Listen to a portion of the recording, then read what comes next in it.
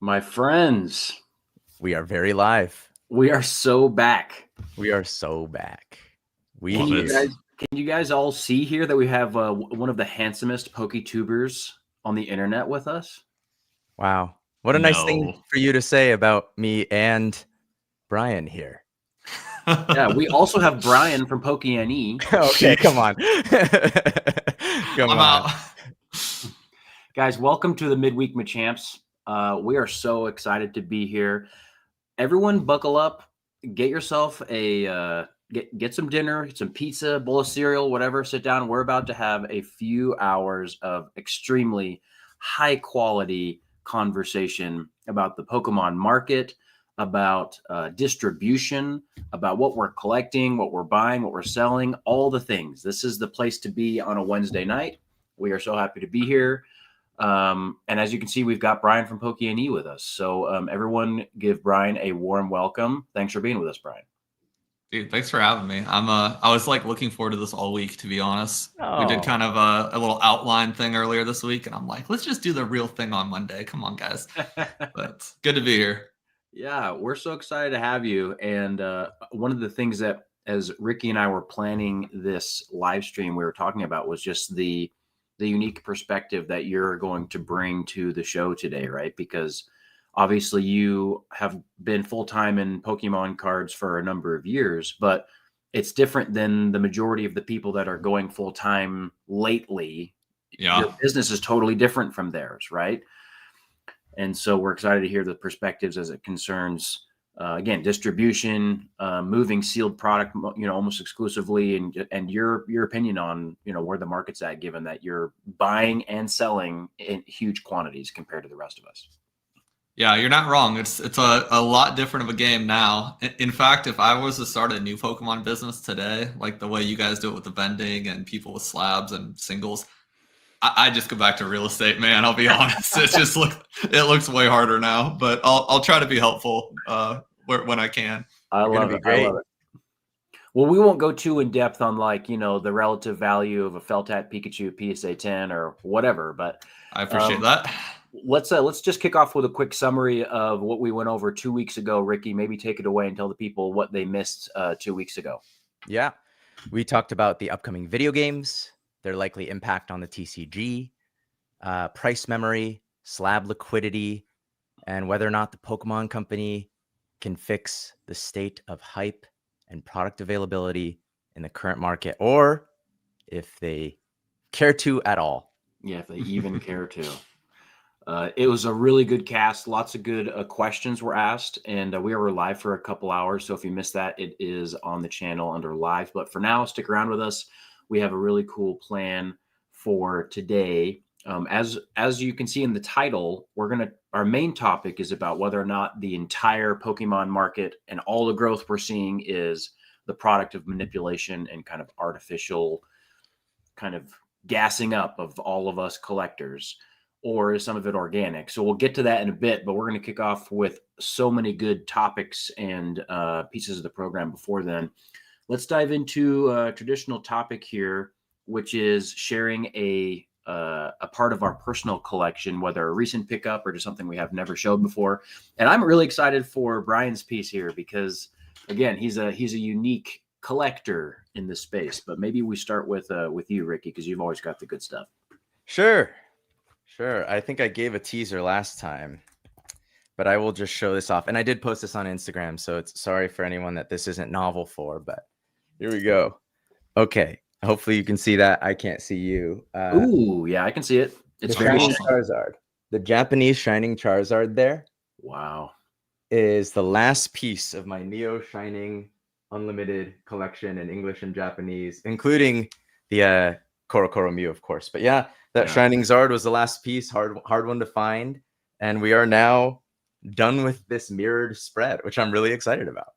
Yeah. Congrats. It looks nice. Thank you. It's a crazy binder, man. Yeah, I was unfortunately just looking at the values of a lot of it, and it's more than I thought. So I'll have to start thinking about what's next, or if I cull anything. But I really love the Neo Shining spread. Very cool. Brian, you go next. What do you got? Any collection pieces you want to share with the people? I know we went over this in the outline. I forgot what I was going to feature. What, what was, I told you guys. Oh my God. Man, it might have been like maybe like a chase card barboach or something like that. Oh my God, my barboach collection. You know what? Actually, unironically, that's a good example because I did this barboach to the moon thing. A lot of people saw it. If not, it was just a funny thing where I pumped a 3-cent card to $1. But I think my favorite new addition to the collection, it's temporary, granted, is all of the people who sent me their barboaches to my P.O. box to autograph because I did not think that was going to happen. So I just started getting them because someone shared a DM I put towards somebody. And so my favorite part of my collection now is the week that I will postpone or procrastinate in signing barboach cards. It's just been wonderful. Yeah, it's kind of funny how like when you tie yourself to like a character or a certain card, all of a sudden like you'll never live it down. You're going to be the barboach guy forever. You're going to get like barboach fan mail and barboach plushies sent to your door. So 100%. Yeah. I bought some stuff from TCGPlayer and somebody drew a cute little barboach on the like on the invoice, and I was like, oh, that's me now. You're right. I need to just fully envelop it. Yeah. Enjoy it. Well, I'll go next. So I picked these up a little set. I think last time we chatted, Ricky, it was right before I was going to head to the Phoenix Front Row Card Show. Mm-hmm. And while I was there, we worked out a deal for this little set here. So hopefully I can get the light going on. Oh yeah. Mm-hmm. So this is Articuno, Zapdos, Moltres, Fire, Leaf Green, Secret Rares, and a PSA 10. Awesome. And really cool set. An interesting thing about these cards specifically is, if I'm not mistaken, they're the only silver border EXs from Generation 3 that have this cracked ice hollow pattern. And cracked ice hollow patterns in general are interesting because the majority of them they're promos. Yeah. These cards you had to pull from the packs. So really, really a cool set. I'm a fan of the legendary birds. So I don't know. Who knows how long I'll have them. Some of these like mid-era cards from like 2004 to 2008 have just kind of found their way into my collection and stayed there for a long time. So nice. We'll see how these ones last. Awesome. The game. Yeah, I think there's more cracked ice cards in Japanese. Yes. But not in English. Yeah, like level X's and all sorts of stuff. Yeah. Great. Very cool, man. Nice pickup. I'm excited for what we might find at Card Party this weekend because you and I don't know, Brian, are you going to Card Party, Brian? I really wanted to. It's not going to work out for me this year, but God, guys, have fun. I'm jealous, honestly. Yeah, it's going to be a good time. I'm definitely bring a raincoat if you're going to be at Seattle. I've heard that we're probably going to get some weather this time of year. So, oh yeah. But I'm excited. I had a really good time in Tampa in June at Card Party. It's a really different vibe than like your regular card show. I think the best definition is that it's not quite as sweaty because at a regular card show, it's like all about the deals and the margins and the sales and all this kind of stuff. But at Card Party, it's so much more about building your collection, finding the right card that you want, working out good big trades. Every single night, there's like a huge trade night area, and there's hundreds of people like for hours on end from like 7 p.m. to like midnight that are just like working out big trades. So it's a cool vibe. Nice. Sounds awesome. That's like with Collecticon, the fun part's not the convention. It's if the hotel's chill, the hotel lobby after the convention. Yeah. People are like up till 4 a.m. It's like prime time. But lately the hotels seem to not be so cool with that. They're usually like, oh, go find a private venue. But I'm jealous. Card Party sounds like a blast. Yeah, we'll miss you. All right, next piece here. Favorite notable Pokemon card deal that you've done since the last stream. And obviously, Brian, you can just talk about any Pokemon card deal maybe you've done like this year or something like that. And again, let's start off with Ricky here. Sure. On the last stream, I mentioned that, well, we talked a little bit about the liquidity of slabs over $300. Yes. I did end up bringing $11,000 of my slab inventory to a card show and trading it out at 85%. Wow. the DGen Collectibles guys here locally. They're friends of mine, and I mostly moved it into singles and a few bigger slabs. So like I do lose a little bit of margin, but I was already up on all those things. So my sort of cost in those cards is still low. And I just wanted more singles for vending because they've just been more liquid for me. And I just like doing deals. So yeah, I kind of put my money where my mouth was on that one, like a week or the same weekend of that last stream. 11K of slabs. It was a stack of maybe 40 or so slabs. So I have a much smaller graded card inventory now. Yeah. Just sort of by design. So that was a fun deal though. Like, you know, like they threw a chair over to my side of the table, and we just sat down and we're like a bunch of people pricing cards. So it was a cool vibe, and yeah, got a bunch of cool singles. I love it. What's your favorite Awesome. single? This favorite single you picked up out of there? The white Curum EX. I don't know what the set is. It's like the old one. You just don't see it that often. Do you know which one I'm talking about? It's a full art, like a textured full art. Is that Boundaries Crossed? I'm gonna look it up. Or Noble Victories, maybe? White Curum EX. Let's see. Boundaries. I don't think so. I don't know what set it is. Someone in the chat's gonna know it. Maybe it is Boundaries Crossed. It is. It's Boundaries Crossed. Yeah. Nice. Good memory. You guys are crazy. That's just yeah. Jake's got all this in his head. It's really impressive. It's absolutely insane. This guy. So like a near mint minus copy of this. It just like you just don't see this one around that much. You don't. I think I've only ever owned that card maybe twice, and the 2 times that I have, it's like sold instantly. Yeah. Oh, interesting. I had it out at a show. It did not sell, but I'm happy to hold on to it. It's pretty cool. Very cool. All right, Brian, your turn. Notable Pokemon card deals. I know you do a deal here or there. Yeah, I do. One thing that's notable, I suppose, isn't really a Pokemon card, ironically, but it's we met a company that supplies GameStop with Pokemon plushies. And so I was able to get Jazzware's brand like plushies, the starters, and there's like a Rockruff, a Magikarp. So that was really fun getting into the plushie and like action figure market. But that was probably number one. Number two, just distributors giving offers. They gave me 60 boxes or ETBs of Surging Sparks. This was about 4 or 5 days ago. And in order for me to get those at warehouse price, I had to spend like 4,000 or 5,000 on random crap. And I dug through the distributor website. Usually I just buy top loaders, but I found something wonderful.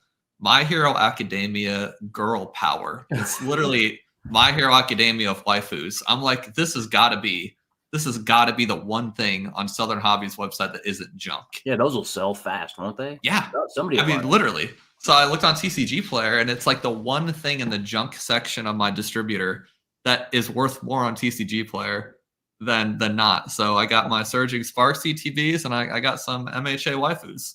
Nice. Best deal ever.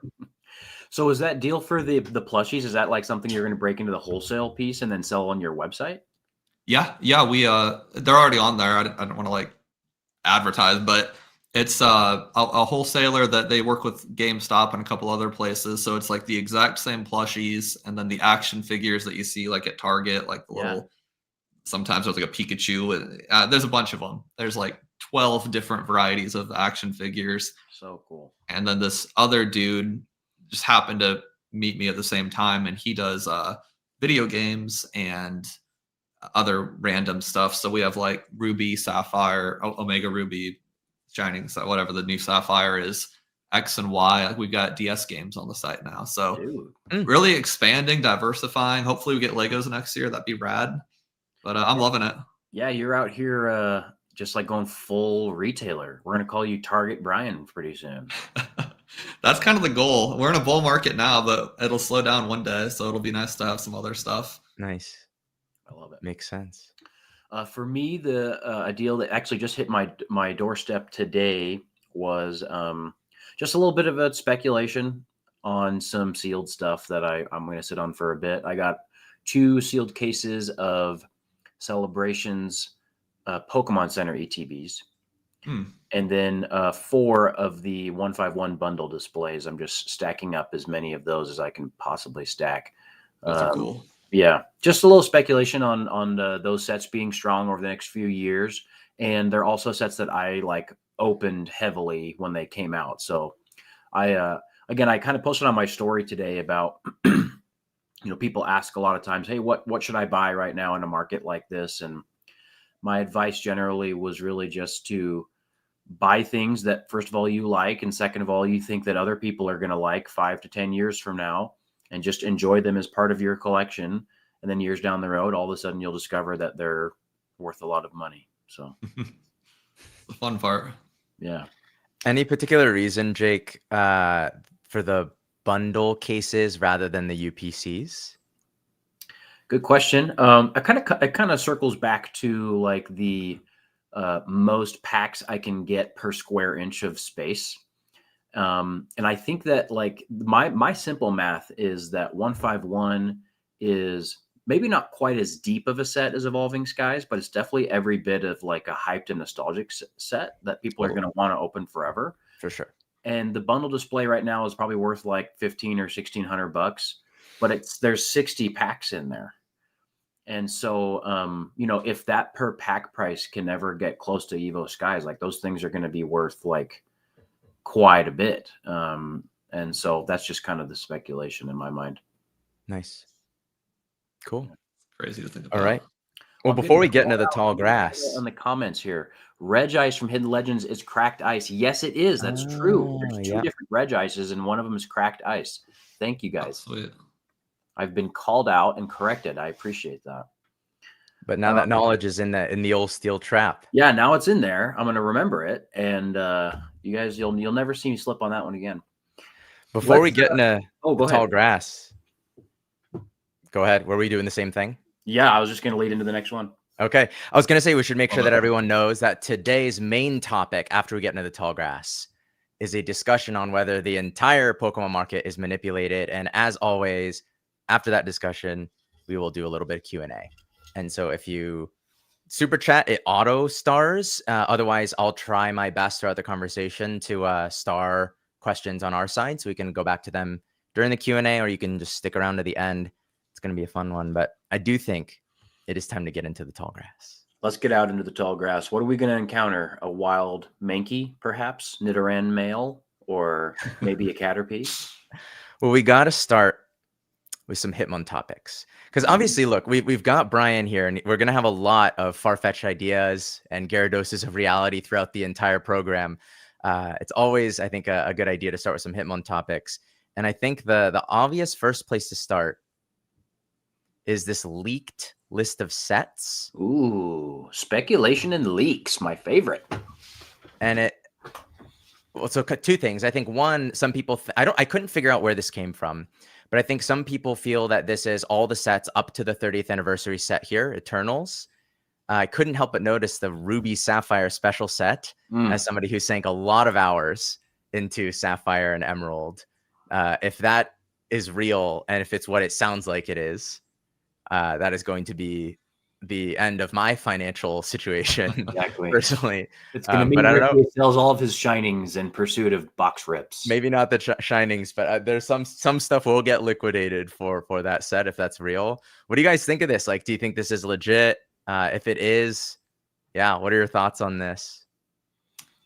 I think with the realization by PokeBeach the other day with the Storm Emeralda or whatever, when people realized that was a Zygarde and not a Rayquaza featured, I think that definitely helps this list case, because like if the Storm Emeralda set did feature Rayquaza, I feel like there'd be less of a reason for Mega Evolution Emerald Surge. So which is like in the middle of that picture there. So I mean that kind of helps its case a little bit. It seems like leaks like this, I mean, PokeBeach with Japanese sets, they'll get stuff 6 months early. Obviously, people make stuff up all the time, but it doesn't. I wouldn't be surprised if this was legit, and if so, that'd be awesome, because Ruby, Sapphire, Emerald were my first 3 games that I really hardcore. I got like 900 hours in Emerald. So I hope it's legit. I would bet 80% of my money that's legit. 20%, we'll see. Is there a world in which like there's Zygarde and Rayquaza in the set? I just think like they're gonna feature on. They're gonna like Legends EA is definitely gonna have like a Mega Zygarde, and Yeah. I feel like they're gonna kind of stick with that. And then once that game's over, it's time to move on to apparently this Ruby, Sapphire, Emerald thing. And I wouldn't be surprised if they have like the next hey, what was the Let's Go Pikachu and Eevee? Like if they did a Gen 3 Let's Go Pikachu, like a Gen 3 version of that in next year, I mean that would be kind of rad. And it seems like that's reasonable. I feel like that's a reasonable request from Pokemon. It's possible, right? I mean, that would be interesting though, because we already have remakes of that generation in Omega Ruby and Alpha Sapphire. And the Pokemon Company, they've done, triple remake games before. That's Let's Go Pikachu, Let's Go Eevee are the third variation of the Kanto story. Yeah. But I mean, would you think that they would go back to Johto first for like a third remake, because you have Heart Gold, Soul Silver? Like, I don't know. Like, I'm not against a remake of Gen 3, but I'm also like thinking that they might do Johto first. That would make more sense rationally, but I almost feel like that's why they won't do it. Like, for example, 151, it's a set that would so obviously be one that features an art rare for every Pokemon, and yet they were like, oh, black and white, we're going to do that. I'm like, what? Why? Why?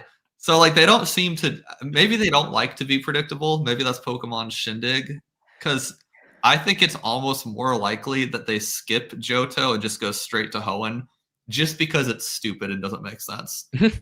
Like, that's like my true opinion on it. Yeah, I hear that. Johto would print money, though. We've established that this company does not mind printing tons of money. And I do feel like Johto would print money. Well, maybe they're going to wait for the bear market then, get things cooking again. They're like, right now, they could release anything they wanted, and it's going to, the hype is real. So maybe they're saving Johto for a rainy day. I don't know. Yeah. This Shadow Storm, I mean, first of all, if we had Lugia in there, like I wouldn't mind a Mega Lugia. I wouldn't mind a Lugia themed ETB. That would all be quite nice, in my opinion. I feel like it could be like Giratina though, right? I mean, he'd be. Oh no, that would be Gen 4. Wait, what? Yeah. That's Gen 4, JK. Yeah, Lugia is probably possible. One trend I'm seeing here is that all of the kind of main chases that you find in the Mega Evolution set that we know of, and then also obviously the Phantasmal Flames, like those were megas that had main chases or sets designed after them in Gen 6. And so, we had Venusaur was a main chase in XY Base, Gardevoir obviously in Steam Siege, and Lucario, Furious Fists. And so now Absol, I guess, is kind of missing. But either way, like it seems like they're doing kind of like a reprise of a lot of the things that they did during Gen 6, just from a card standpoint, but just like leveling it up. Like we've got a Charizard set like Flashfire. Seems like we're going to get some Gengar love like Phantom Forces. And if they continue that trend, there's Rayquaza sets, there's Groudon and Kyogre sets, there's Dragonite and Furious Fists, which obviously we're going to get a Mega Dragonite. So I think that they're going to, it seems to me like they're going to like, again, reprise a lot of the things that they did back then. Yeah, I mean, it's smart. It's basically, they got the formula down. They've got the outline. Just stick with it. It seems to be working. Yeah. Either way, if this is true, like it just continues the momentum that we're seeing now, right? Because there's so much low-hanging fruit in these titles as far as the characters they choose. And right now, if you have good character, hard pull rate, and full art, secret illustration rare kind of thing going on, like the set's going to be something that everyone's going to want to rip. So it seems like we have more tailwinds if any of this is true. Yeah, they're not gonna. They're not purposely releasing bad sets to slow the market down, like some people are saying. This is not that list for those people. No. Yeah. No, it's clearly not. One thing also I'm thinking about, I'm kind of trying to do the math of like how far out this is. So obviously 30th anniversary, kind of working backwards, a new set every 3 months. This Ruby Sapphire set comes out like a year from now, right? Or a little bit more than that. So yeah, if you're picturing any of this slowing down, this is an indication that we've got at least a year and a half of whatever's happening now in the tank. Yeah, think about it this way. Like, you got these cool sets if these are true. And then you also have the Legends game is dropping in a couple of weeks. That game already has DLC announced. Yeah. So is it possible that Shadow Storm or Emerald Surge has something to do with our Mega Raichu release, right? One of those two where you got an electric type theme in that set. So all of these things are intertwining. You're going to have cool characters, new megas, and all of the, like, we're going to have new megas released in the games that are going to appear in these sets. And that's just not just nostalgia. That's also like cool, novel things we've never seen. Yeah. They're putting both of those together. That's a good point. Cool. Good point. Another one of our Hitmon topics here is the state of the market from a full-timer with distribution access. And Jake, do you know anybody who has distributor access who we might be able to talk to about that? I made a couple calls. I tried to get someone on here that might have some experience with that, and this is the best we could come up with. What do you think? I think we did pretty good. You did okay. You just did all right. Yeah, just okay. Well, one thing that I think is on a lot of people's minds is the Mega Evolutions release that just happened on Friday. And some folks are talking about, like, okay, now this set has come out. How much of the set came out? Is there going to be another wave of this set? If so, how much is that wave going to have? Is it going to reprint after that? Is Pokemon going to go back and reprint some of the old sets? Yep. I'd love to hear your sort of like inside track, Brian, on the Mega Evolutions release and what you're sort of inferring or what you know from the allocations that you got for these sets. Yeah. So I'll try to be swifty about it. It was a wave release from the start, as in we were aware of it early, which is different from previous sets since I've been in business. Like, typically, like Paldea Evolve, for example, they reprinted that multiple times and we kept getting more and more. This was the first time that we were told up front, hey, you're going to get 2 waves of this thing. And, Danny Phantom, who I think we share at least one distributor, he was very optimistic about this. He's like, hey, it's a wave system. There's going to be more for everyone. This is a good thing. And 99.9% of the time, I trust what Danny Phantom says because he's a legend. This was the one time where I disagreed, and I was like, I think this will make things worse for the general public. And I called my distro, who's amazing. This is distro number 2 of my 3. And I said that to him, like, hey, did you watch Danny's video? This guy watches distros watch YouTubers, by the way. Distro number 2 found me through my channel and found Nostalgianomics and the Poke Office. They all watch us. So I go, yo, did you see Danny's video? I'm like, what do you think about his optimism? And he's like, well, honestly, I think it might be a little misguided because what's going to happen is wave 2 is going to be much smaller than wave 1. The rumors and speculation on YouTube was 70-30. It's closer to like 65% we already got, like not quite 70-30, but relatively close. The problem is we all, at least me with 2 of my distributors, we knew how many we would be getting right off the bat. So I'm going to make some numbers up here. So don't go and sue my distro if you didn't get enough. I was told right off the jump, Brian, you're getting 1,000 boxes of this. And in my distributor website, that 1,000 was in italics, which means like it's pending. You're probably going to get it, but it's not bold yet. Well, then once they talked about the wave thing, that 1,000 turned into 600, we'll say. And so my distro emailed all of us and said, hey, the number you see on your sheet is wave 1. Wave 2 will be announced later. And so I'm 90% confident that the number in italics, the 1,000 minus the 600 that I got, 99% sure that 400 was already allocated to me as well. Right. And so it was up front from the get-go. And so that was the one thing I was confused on, Danny's optimism with it was, he should already know how many he knows how many he got for wave 1, obviously, but he should know how many he's getting for wave 2 right off the rip. And so I was a little surprised by his optimism this will work, because in my opinion, what's going to happen is people like me who got wave 1, and you can sell this thing for $350 on TCGPlayer right now. I can't imagine a world where other businesses that have distribution are going to be like in a rush to sell wave 2. They might rush sell wave 1 for $300, cash in that $200 profit, because why wouldn't you? But then wave 2, what's their rush? I mean, why would they fire sell it? Because like Japanese sets, typically when a new reprint is announced with Japanese, that box is as cheap as it's ever going to be, because the Japanese people flip out and they start selling them. After the reprint, ironically, is when things get worse, because then people have no hope.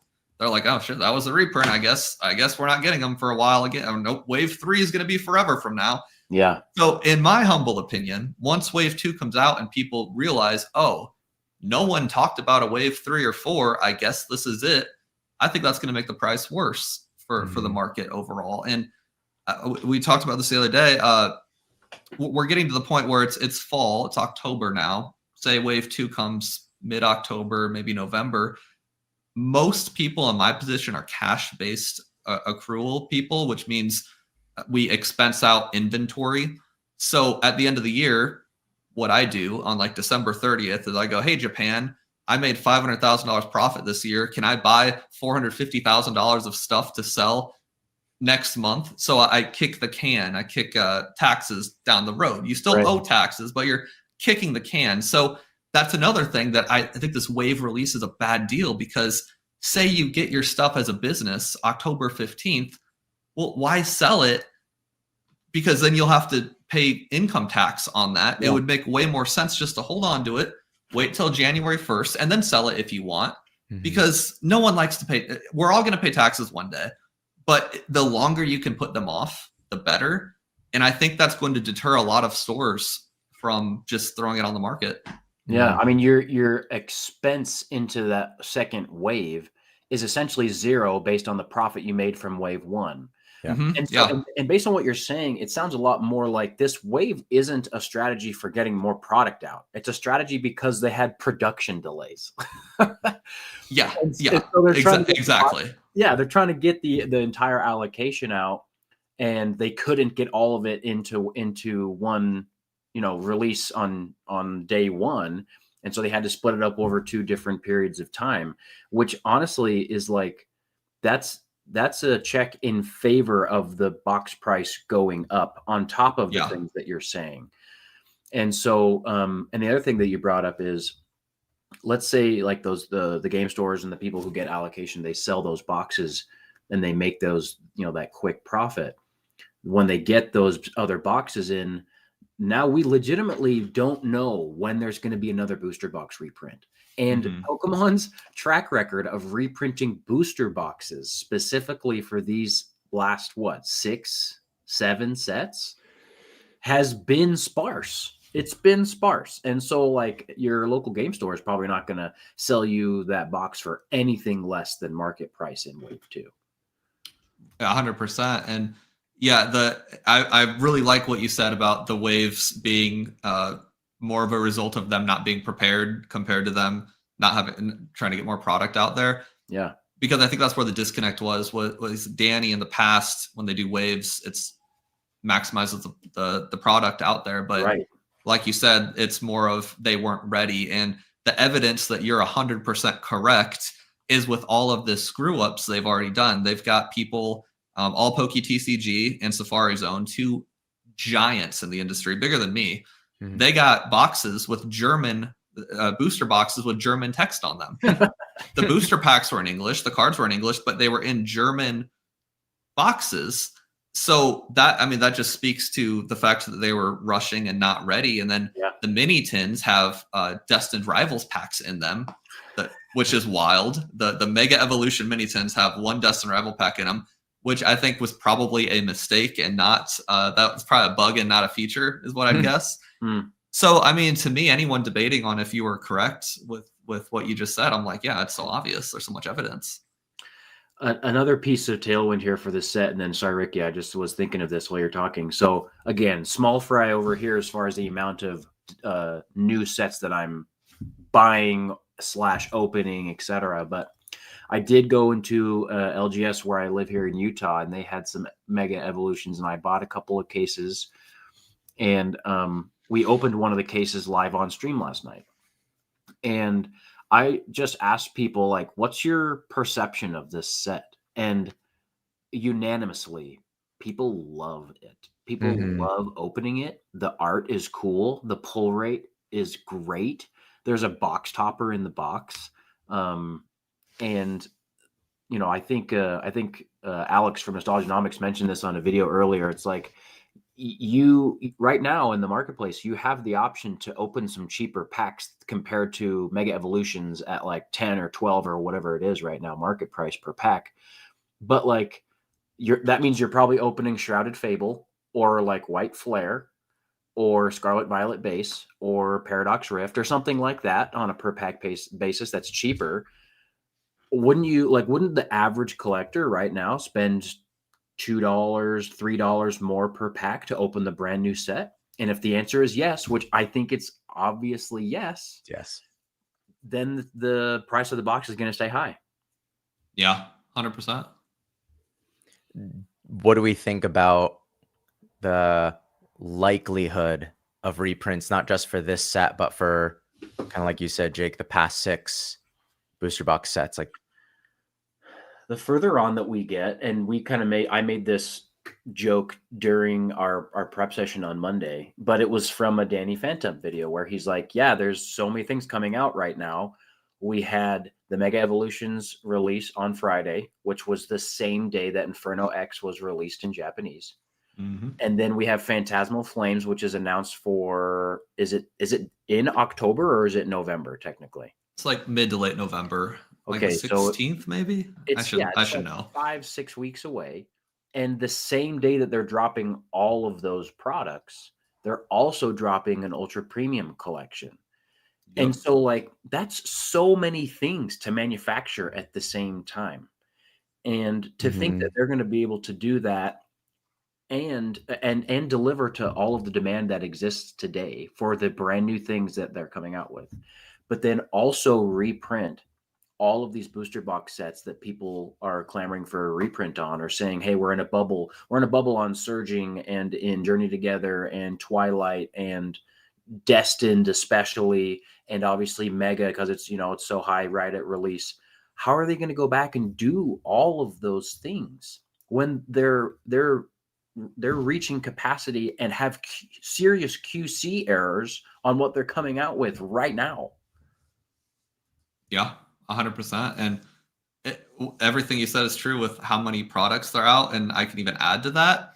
The EX boxes, like I should know this by now, but October 10th, there's like 2 or 3 little ancillary products. There's like Pokeball tins and like an EX box and a trainer tool kit. And then there's some more in like late October.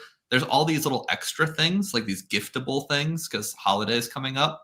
And I'm actually getting a lot of them. One of the things, I want to say it's a Latios box, but don't quote me on it. It's some EX box, it's like 20, 30, whatever it is. I'm getting 400 of these things, which that hasn't happened with like an EX box in a very long time. So, and the trainer toolkit, I've got like 350 of them from one distro, which again, I have not gotten a lot of ancillary products this past year. Okay. So what my opinion is they seem to be going balls to the wall on these like giftable items because again, holiday. And so the more they go towards these giftable items, which for my allocations, obviously I'm one little store, but are like 10x what I've been getting. To me, that means there'll be 10x less of a chance of booster box reprints. I mean, there's a finite amount of resources here, guys. And time specifically. So I guess if I can understand what you're saying there, Brian, is like there's a feeling that like maybe they're really just pivoting from a booster box reprint strategy to a ancillary, more big box store type of product strategy as it concerns getting more packs in the hands of collectors. Well, I mean, they like those people better. Like, who buys booster boxes? A bunch of cringy 30-year-olds like us talking about it at 5 a.m, where 99% of the time, Pokemon's not even getting the money.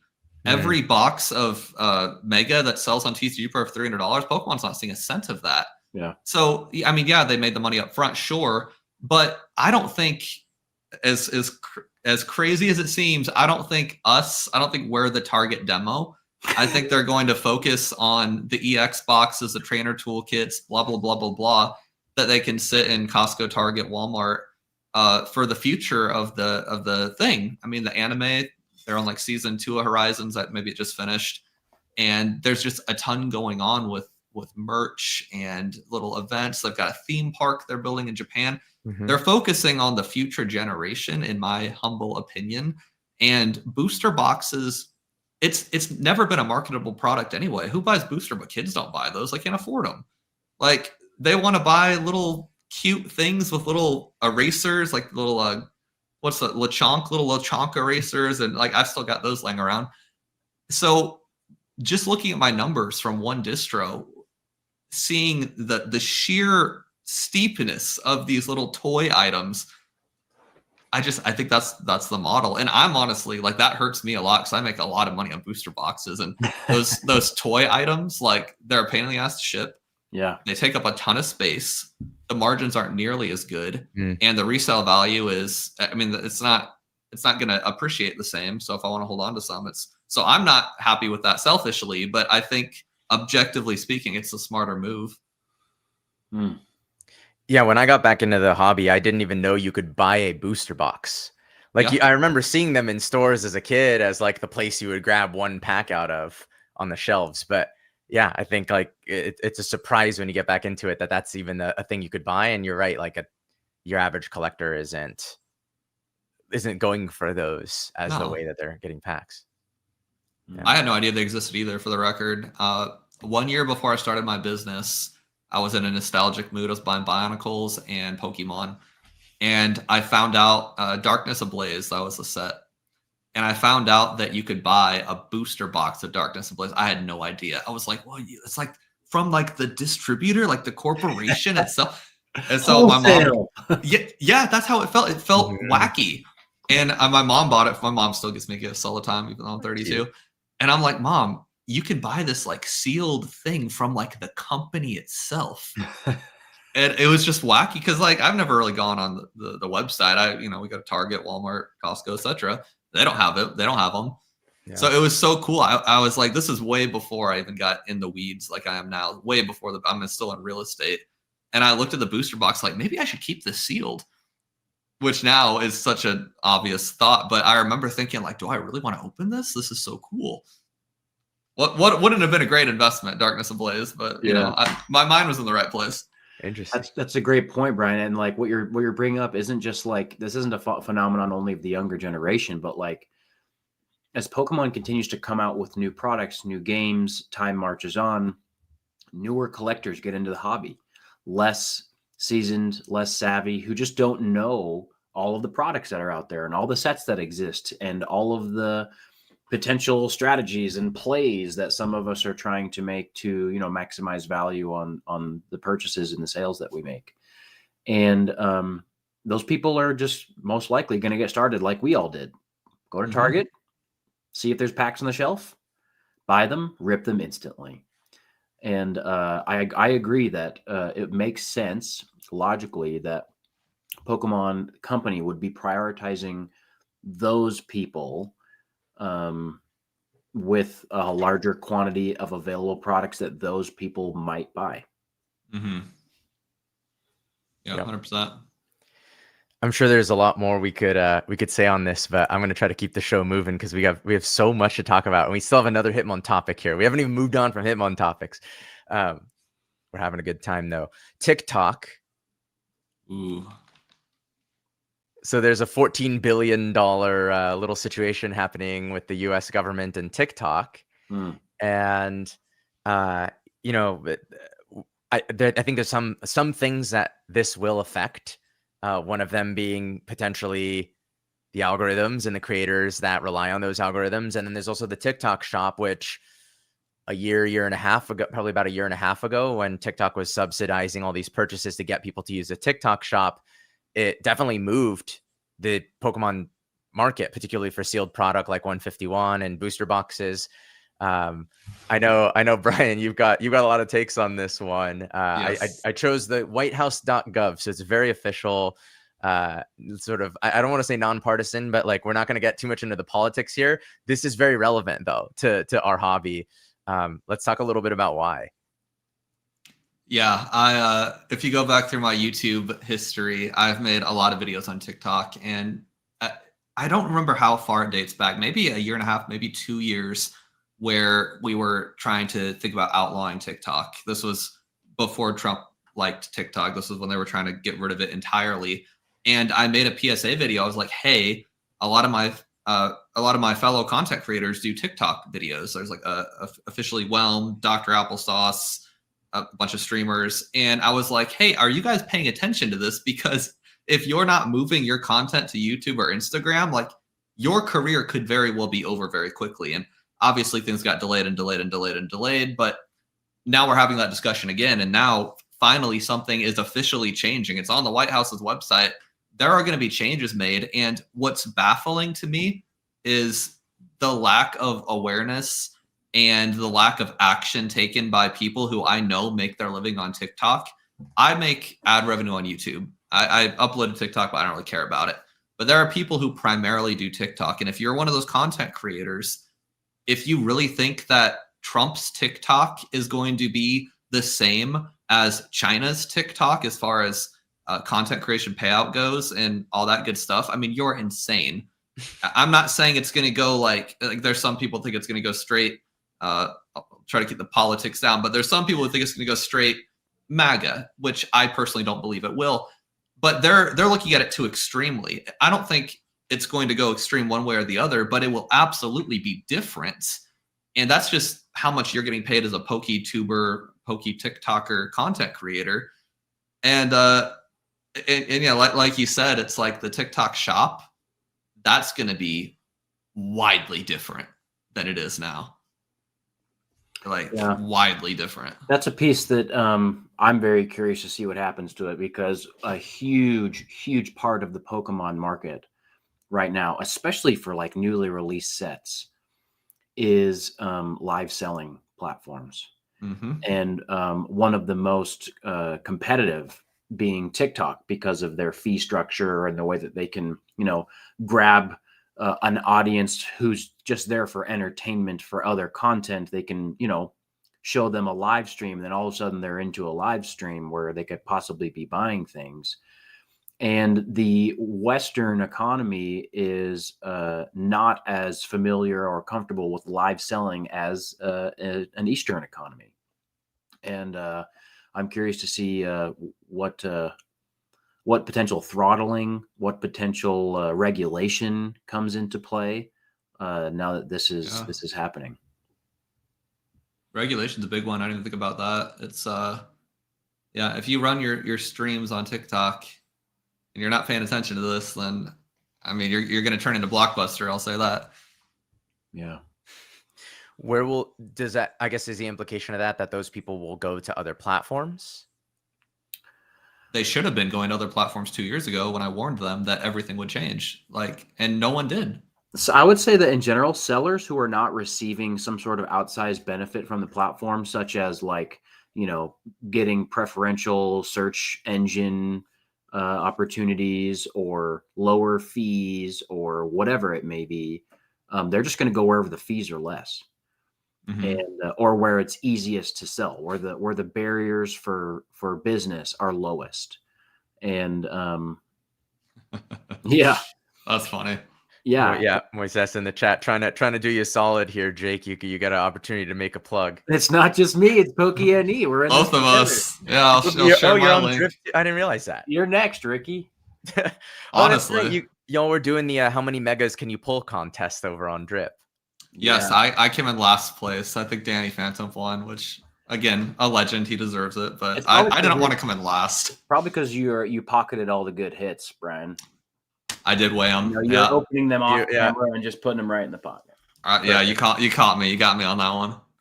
That's totally his vibe. The guy who also took a huge hit on Prismatic and made a bunch of videos about it and you were buying them on TCGPlayer at market price at a huge loss to just show the to be that guy with the integrity in the game at a time where integrity was in short supply. That's that was a same guy disaster. was pocketing the megas. It's that Absolute Midwest disaster. integrity, you know, you can't shake it out of him. That's right. Omaha, Nebraska, baby. We do things right here. That's right. Should we move on to our next segment? Yeah, let's do it. Okay. We've got to share a Clefumble. Jake, do you want to tell the chat what a Clefumble is? Hey, chat. Welcome to my TED Talk. A Clefumble is something that we all do, which is we buy something and we lose money on it, or we sell something and we lose money on it, or we just make a choice that's just, in retrospect, just a really bad choice in regards to the hobby. And for those of us that are like buying and selling and or trading frequently, this is going to happen to all of us. It is. And I'm happy to start. I think I've got a relatively small one, but it's a real one, and hopefully people find it relatable. At West Coast Card Show about a month ago, I had a PSA 10 Curum EX, the black-white rare, come to my table. And normally I stay away from the new stuff for like 6 months, but it's a very cool card and I hadn't owned it yet. So I bought it and I offered something like 75%. It was selling for like 11 or 1200 at the time. I bought it just because it's cool. I liked it. I thought maybe I could sell it at that show. It was still kind of early enough in the show. No one ever asked about it across multiple shows. No one looked at it. No one asked a question about it. No one pointed at it and said, that's cool. And so it was one of the slabs that was in the trade I talked about at the very beginning of this stream today. Got rid of about 40 slabs, mainly for singles. And the market value at that time, when I made that trade a couple weeks ago, was $900. So I got 85% of $900. So it's not horrible. It's also definitely not stonks. And it's what I get every time I buy something that's new. And I think I shouldn't buy it. But if I essentially make like a safe enough offer, right? If I offer 70, 75% or whatever, like how much could it go down? Someone's going to want it and buy it. And sure enough, particularly with like the PSA 10s of new stuff, we're just, we had just seen the first baby PSA 10s get born into the world for that set. And how many thousands of them have come into the market since then and brought the price down by like 30%. And I think the answer is several thousands of them. And so I roasted myself. So small Clefumble. Yeah. And then the novelty a little bit goes away. And that's one thing that like, I think some people don't quite understand about, when you sell a card to someone whose intention is to resell it, the reason they're going to make you the offer that they do is because they're basing their offer on whether or not they think that they're going to lose money, because they're now accepting the risk. You now have the money. They now have the risk. And so that's why they're going to make the offer that they do. And sometimes you make an offer with the risk in mind and you still lose. And I've done that same thing. Mine's in a very similar vein. Right now, as we speak, in my display case or in my transport case that I'm going to be bringing to Card Party are some of the prismatic evolution master balls that came, that got pulled from the packs. I think I had like a Jolteon and a Glaceon and a Leafeon master ball card. And I've had those. I took those in, I think, in January. And that means I've been to like probably 20 shows since then. And I still have a few that have just gone down and down and down in price ever since release. And I've had to resticker them so many times that the sticker is now like extending off of the top loader by like an entire centimeter. It's one of the more ugly things I own right now. Well, So anyone who's master setting prismatic, go by Jake's table and give him a low ball on those master ball reverses, and maybe he's motivated to sell those. Exactly. Get him out of my life.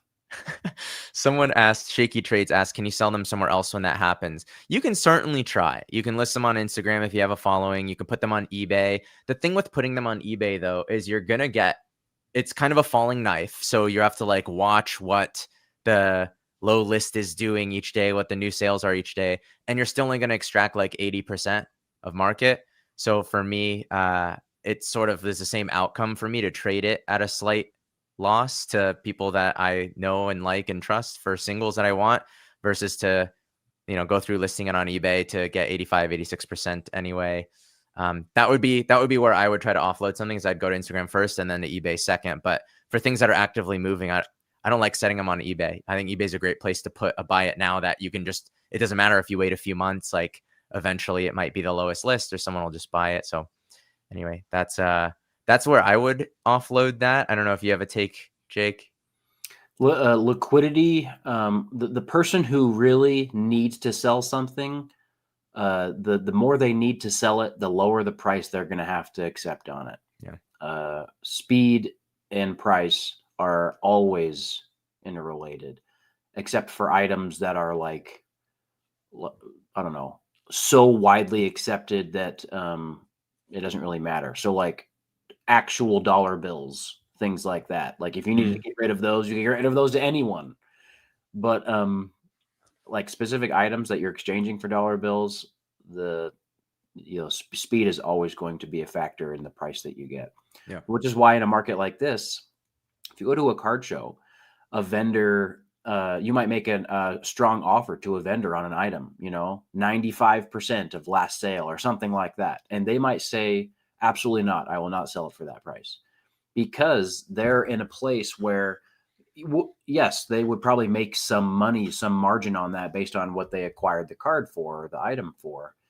But they have a feeling that like the market's so strong, I can definitely get full market. Or if I wait, maybe next week, this item's worth more. And it's actually not in my best interest to sell it for anything less than the max of what I think I can get for it right now. Yeah. Makes sense. Brian, I imagine the angle you're going to come at a Clefumble from is going to be on a pretty different scale than me and Jake. I'm excited to hear about your Clefumble. Yeah, a different scale, and as I've done with pretty much all your little segments, I have to tailor them a little differently since we're in the same industry but different. My Clefumble is probably the worst mistake I've ever made in my life in the business world. Like when you're a middle school kid or a high school kid and you forget to turn your homework in on time and your teacher's like really mean about it. My wife's a 6th grade teacher. She's the mean teacher at her school because she doesn't take any excuses at all.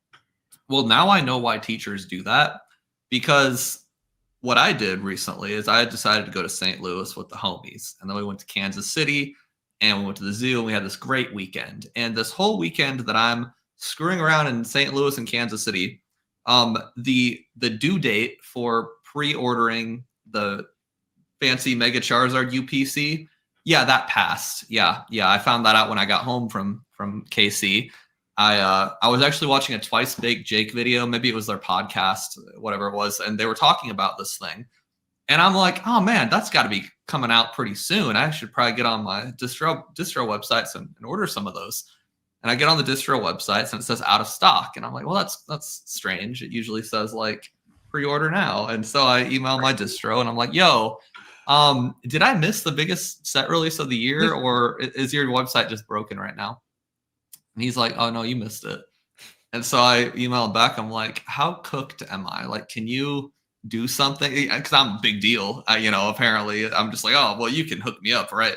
Right, guy?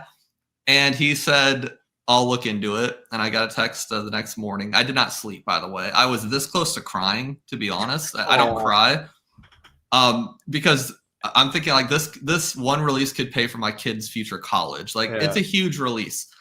And so I woke up 20 times that night, and you wake up every 15 minutes. And finally, he texted me back at like 7:15 in the morning because he's a freaking goat. He's like, I can get you more than 0. So I don't know what that means, but awful. So that was my kerfluffle. Is Clefumble. Thank you. It's being late to a pre-order. It's amazing how middle school and high school tries to prepare you for moments like these. Don't procrastinate. Like as the owner of my own business and YouTube channel, where I'm very unprofessional 90% of the time, I've kind of made my own rules and I stick to them. you can't make your own rules when it comes to a due date from a distributor. It just doesn't work that way. Yeah. Yeah, that was bad. But going back to the favorite deal of the week, I will say my distro, as a pity present for my mistake, he gave me a bunch of cases of non-enhanced Mega Evolutions that they got. He hooked me up with a bunch of them Nice. for a warehouse price as kind of a pity prize to me. So I got patronized in the best of ways, but goodness, it was rough that week. St. Louis was fun, but I would have stayed home had I known. You're going to be so ready for career day one day when you have kids, Brian, and you can tell those kids, do your homework. Otherwise, you will lose $60,000 in one weekend. Yeah. I told my wife, I'm like, you need to keep being mean to these kids because one of them's going to grow up to be a PokeTuber and they're going to ruin their life. It's whatever. I'm over it now. Lesson learned. Oh, man. Good. Well, I'm sorry. That definitely a couple orders of magnitude tougher than me and Jake's Clefumble, but I think you're a savvy guy. I think you'll make it through it. Yeah, compared to that, I'm still in Pallet Town compared to that. Yeah, same. Someone here called me like the Gary V of Pokemon. I'm like, I do not deserve that title after my mistake. I'm sure Gary V's. Brian is the modern age Gary V visionary. Yeah, I mean, I'm sure Gary V's made some mistakes before. He's missed a deadline before, for sure. He missed investing in Uber. I think that's his mistake. It was like $100 million loss or something. So yeah, there you go. That's a little worse. Yeah, that's a pretty. That's a rough one. It's all relative. It is. Let's move on to our third and final tall grass segment. We are bringing back far-fetched ideas. So a far-fetched idea is a bit of a hot take.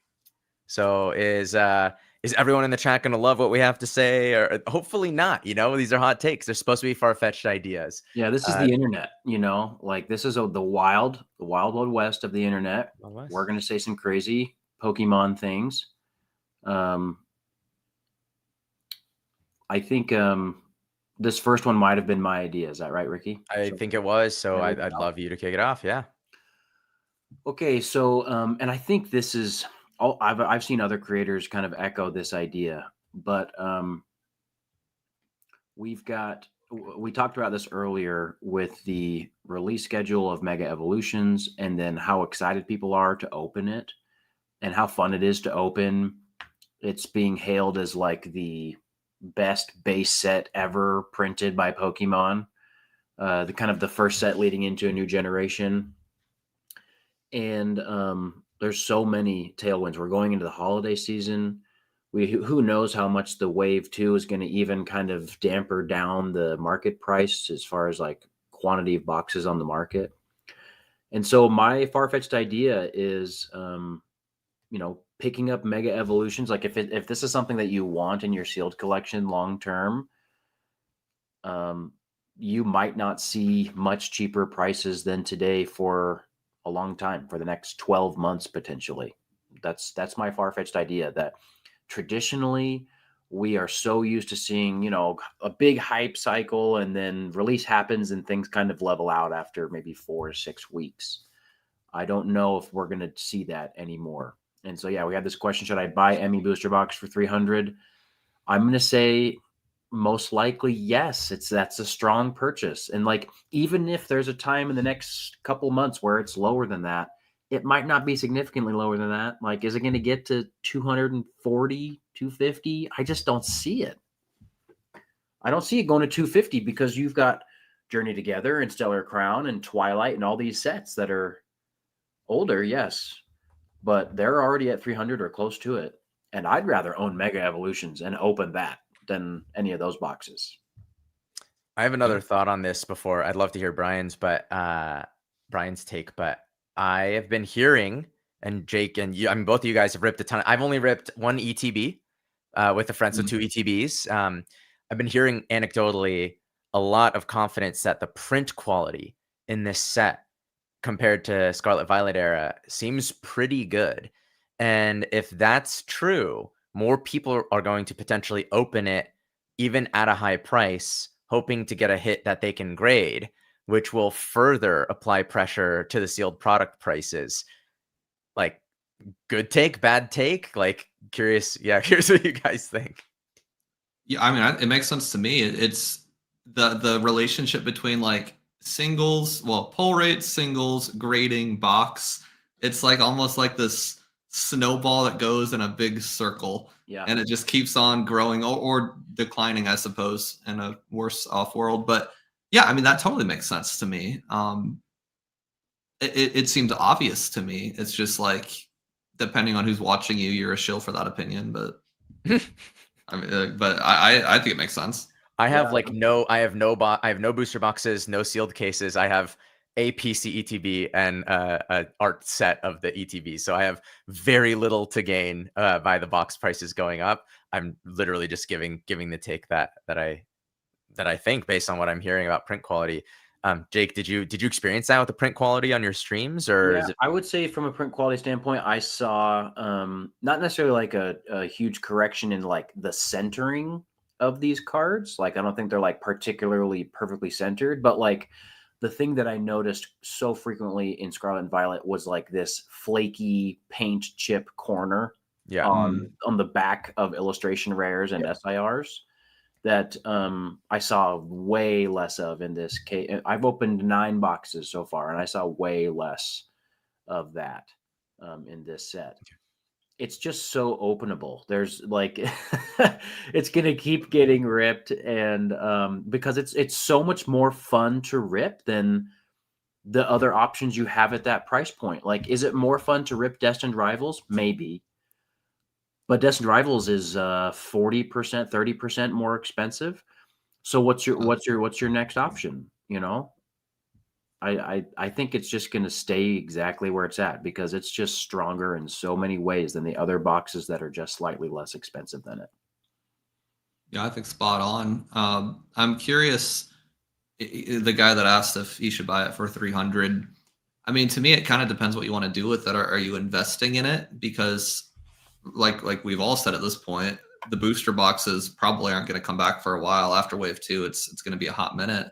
But if you plan on buying it for the sake of opening it, I've already said on this stream that we're getting a lot of ancillary products that will probably be barely over MSRP on the market.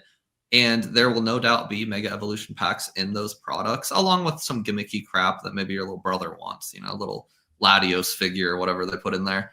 So, I mean, if you want to invest in Mega Evolution, sure, maybe it's a good time. I don't know. But if you're opening it, I feel like, ironically, buying the packs in bulk, as they say, in the booster box form, you're probably almost paying top dollar compared to waiting October 10th. There's like, I should know this as an official business, but I just can't. I can't be bothered. But on October 10th, there's like at least 3 SKUs that I'm getting from my distros. It might be a trainer toolkit, Pokemon tins, and some kind of EX box. And if you only want to rip Mega, that might be the smarter route. Like, I would wait and see what those do on the market before I go too cray-cray.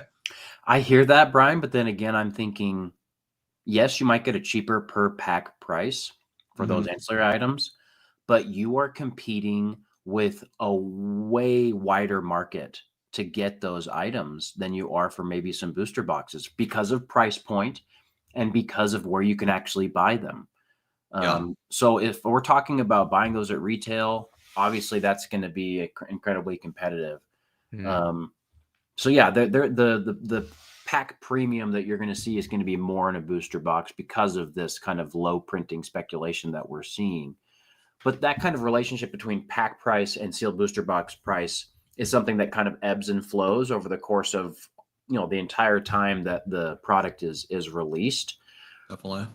And some people are willing to eat that cost just so they can open more packs at the same time.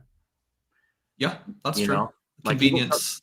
Especially, and the thing is, like, and I've heard Dan from Catch 'em All Collectibles talking about this recently. He's like, this set's getting ripped so much that like I have to give my streamers, I'm speaking in his words, he has people that stream in his name on Fanatics and such. He has to give them booster boxes to open. And in his mind, like that's like there's a financial travesty feeling there because like there's this great premium on the booster box, but like there has to be a way to somehow meet demand, and there is a price point at which selling a booster box to be opened makes sense. Booster boxes have become more of a collector's item, no longer the most cost-effective way to rip. Collection boxes now the best way to rip, being able to rip tons of. I hear that, Andres, but like, there's still tons of booster boxes being ripped in this market by collectors and businesses alike. Like, it's all of it. All of it is being opened, except for the stuff that's being stashed. And like, I don't know, like some of it's being stashed, but think of it this way: if you're someone who acquired a case of these boxes for, let's say you got them for $250 a box. That means right now you could sell that case and you stand to make instantly nearly $700. And if you're not someone who is really serious about sitting on that product for a long time, and you have a track record of like resisting the temptation to either open it yourself or sell it and make quick money, you're probably going to sell it and make quick money or open it, Yeah. Like, that's the majority of people. Like, oh, I'm going to sit on this for 5 years. Well, what if you could make $1,000 instantly and do no work? Are you still going to sit on it for 5 years? Yeah, facts. And as someone, I used to do rip and ships like full time back on my Twitch days several years ago. And my time wasn't even that valuable back then. But I learned that, just like Dan with giving up the booster boxes, the travesty of opening booster boxes instead of collection boxes, buying collection boxes and storing them too, that is so much harder than people think. The average collector, like the normal people that buy one or two of Blooming Waters or whatever, they're not thinking about it. But when you're running a rip, like Alex, Nostalgianomics, he'll run a rip and ship, he'll open 800 packs in a day or whatever the hell it is. Like, do you know how many Blooming Waters boxes that is? Yeah. It's dozens, and they're huge. And the trash, like the cardboard, all that. Like, this was a huge deal for me back in the Twitch days when we'd rip tins, because we'd get tins for a fair warehouse price at the time. And when they're in a case, there's 6 tins in a case, they stack nicely and whatnot. But when you're opening the tin and you're hiring your little brother to throw the plastic and you're getting the 5 packs out, and then someone orders 30 packs, which was a very common order at the time, you have to open a whole case of tins for one guy's order. And like, it sounds petty, but that takes a lot of time if you're trying to scale a rip and ship. Mm-hmm. So I get why Dan is sending Ponga and PK. I get why he's sending them booster boxes, because Dan's a man of analytical prowess. He's a spreadsheet guy.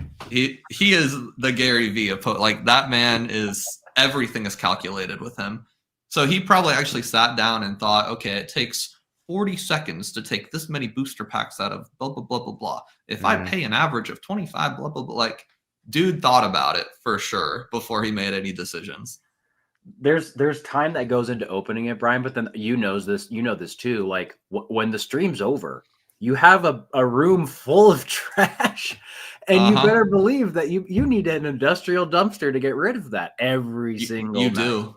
Yeah, we were paying $200 a week to get rid of cardboard wow. at our peak. And then wow. I found a service here in Omaha, and they take cardboard for free and they convert it into diapers. They recycle it into diapers. So we have to drive it there. It's a 40-minute drive, so I have to pay pay one of my employees to drive it there and back. But you guys have no idea, like the people at home have no clue how much trash there is in Pokemon, especially with rip and ships. It's nuts. It is nuts. It absolutely is. Wow, what a fun topic we just got on. Trash. I think so. The far-fetched idea here, I think, is basically, it might be a little frustrating that you can't get stuff at MSRP right now. That doesn't necessarily mean that you shouldn't be buying. I think Brian has a hot take that, Jake, maybe you disagree with, which is to open the ancillary products or to wait to see what's going on with those ancillary products. And obviously, Jake, you and I have said this 1,000 times when people ask, like, is it a good idea to buy X at X price? Our answer is almost always, what do you want to do with it? What kind of time horizon? What's your goal? Like, exactly what Brian just said there. I mean, I buy into that. With Destined Rivals, I just bought a sealed booster box case, just one. It's all I have of Destined Rivals, but I paid a little under current market because I'm looking at it thinking, this is a really strong set. People are going to want it in the future. And it is not, I am not super confident that we are going to get a lot more of that booster box product for that set. Yeah. So I thought, yeah, $2,800, like I'll, stick it in my storage unit and forget about it. And who knows? Yeah. And the fact that you made that decision, I think that's more of the genesis of this far-fetched idea, which is like this feeling that we all have. And trust me, all of you in chat and us here, we all have this, because as part of a rising market, no matter who you are, you're having to pay higher prices for these items. Even Brian, who has these huge distributor relationships, I'm sure those distributors, maybe a little bit on wave one, but certainly on reprint waves, is getting charged way higher than the regular wholesale amount to get access to these items in bulk. Mm-hmm. And but that doesn't mean it's a bad buy. Mm-hmm. And I guess the theory that I want to kind of get across here is, in a strong market like this, the strategy difference, there isn't a strategy difference if you're a business, because you're buying to make margin to sell something. Just because it's more expensive doesn't mean that you need to change your plan, because your plan all along should have been to be spending money that you don't need to cover your daily expenses, that you don't need to put gas in your car and to pay your rent and to cover your medical needs and to make sure you have an emergency fund. All of those things should have been covered regardless of the market, if you're going to be buying things that are more speculative and more hobby based. And so in that context, yes, you might be getting less product per dollar, but like, you can still collect and you can still have fun and you can still engage with the hobby and you can still increase the value of your collection. But the financial literacy part of it should have been the same all along, if that makes sense. Mm. Fill your buckets, as Dan says. Yes. Fill the buckets first. I think we had discussed one other far-fetched idea that, Brian, if I'm not mistaken, you made a bit of a video about this within the last 24 hours or so. That video covered a lot of topics. You did, actually. You did. It was a nice old ramble for 20 plus minutes. You did cover a lot of topics, but I was specifically thinking about, in the last stream, Jake and I, the main topic that we discussed was whether the Pokemon company can or wants to do anything about the current state of the market. And so we were just kind of straw manning and steel manning different arguments, like they could do this or they could do that. And one of the arguments that you I think alluded to in today's conversation already was the idea that they could pause and release fewer sets or release weak sets. And I think your take in that video was that is an American, a US centrism bias sort of thing. There's a whole global, this is a global franchise. And the notion that because I can't get my products at Target whenever I drop into Target means that Pokemon should shoot themselves in the foot and print less or print a worse set. What was your take on that, if you don't mind sort of repeating, because you put it better than I could. Yeah, well, I was really mean that day. I was feeling really hot. So yeah, there's this idea. There's this. I'm American, first of all, and I can hate on myself too. We have this problem where a lot of the times we kind of think it's all about us. Even the way YouTubers talk, it's like you just kind of assume everyone's from the States, and we're a very small part of the population overall. And so when the US is having problems getting booster boxes at a fair price, stabbing each other at Costco, etc., the first thing a lot of YouTubers do, or a lot of people do, is they're like, oh, well, Pokemon just needs to slow down. Here's why I think that's not a good take, because number one, Pokemon's been on the same schedule for years now. They release, 10-ish sets. There's a couple specialty sets in there. There's always ancillary items, blah, blah, blah. They've been doing the same thing for a hot minute. All of a sudden, though, now stuff's expensive for you. Now you're avoiding getting shanked at Sam's Club. And so now Pokemon is at fault. Pokemon needs to just print a lousy set to slow things down or stop new releases for a quarter. And what people don't understand is Pokemon is like you said, a worldwide company, and our sets, and I didn't know this at first either. This is going to sound obvious to you too, but there's people in the chat that don't know. Our sets are derived from Japanese sets. So Destined Rivals it's Heart Heatwave Arena in Japan. Heatwave Arena's got a Ho-Oh on it, and then Glory of Team Rocket. That's American destined rivals. So if you were to say, oh, Pokemon shouldn't have released destined rivals when they did, they should have waited 6 months. Well, okay. Are you saying that Japan, because America's having issues, you're saying Japan should have just held off on Heatwave Arena, held off on Team Rocket? Because we can't base our problems and throw them on every other language. There's like 20-something languages of Pokemon cards just because it's hard here right now. Can you imagine in Thailand? I sold Thai cards for a while. Mm-hmm. Can you imagine if in Thailand there was a problem where people were waiting in line in the streets and everyone was pissed off at each other? Can you imagine if Thailand was like, yo, we're having trouble getting people product, so they're calling American Pokemon, so you guys need to not release Phantasmal Flames for 3 more months because we're having trouble getting it. And if you think that's a hot take or you think that's an exaggeration, you're part of the problem as someone that thinks that we're the most important country in the world. It's literally the same.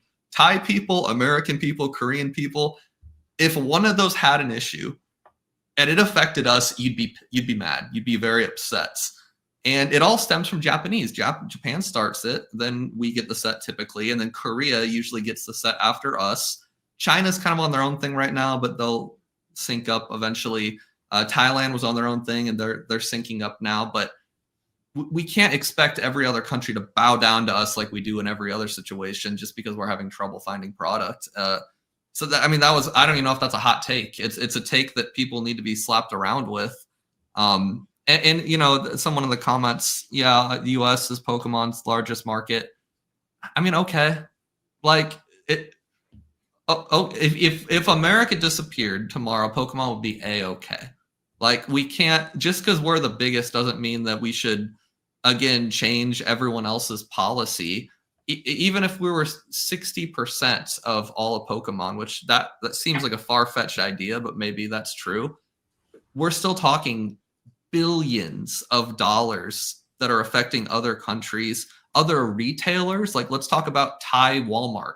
Thai Walmart is expecting this many SKUs of this SPC, but Thai Walmart, you think they're going to be cool with Thai Pokemon being like, oh, America's having issues, so we're going to hold off. Like, there are so many other people, printing facilities.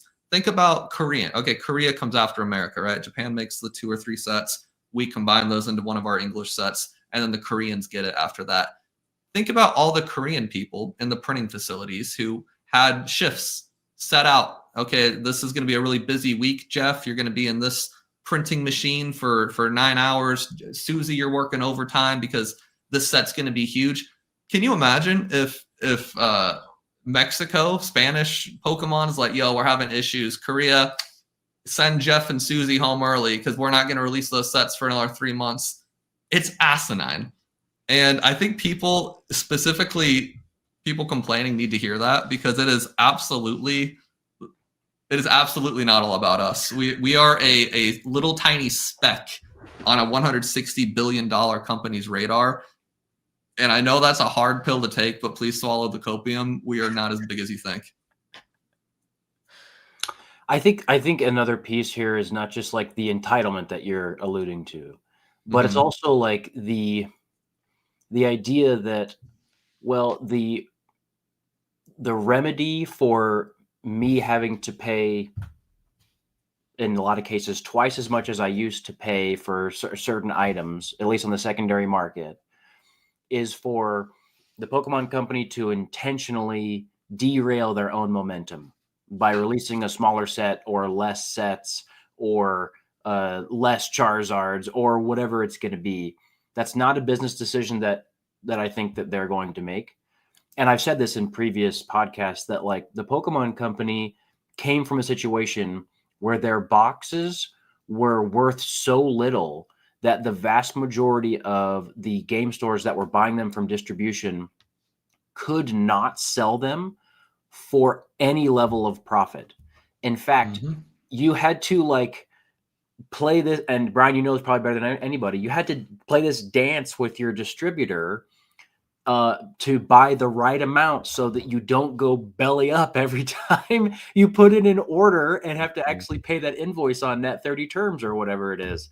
And that is a place that is untenable and unsustainable. And so they go in this other direction and maybe don't rise to the occasion of the first sign of increased demand and print as much as they possibly could and drown out the entire market with products. And they're erring on the other side. And that side keeps them in business longer. Now, we've all talked about, hey, maybe we need to see if we can get things a little closer to MSRP, even on the secondary market for some period of time after original release of a product.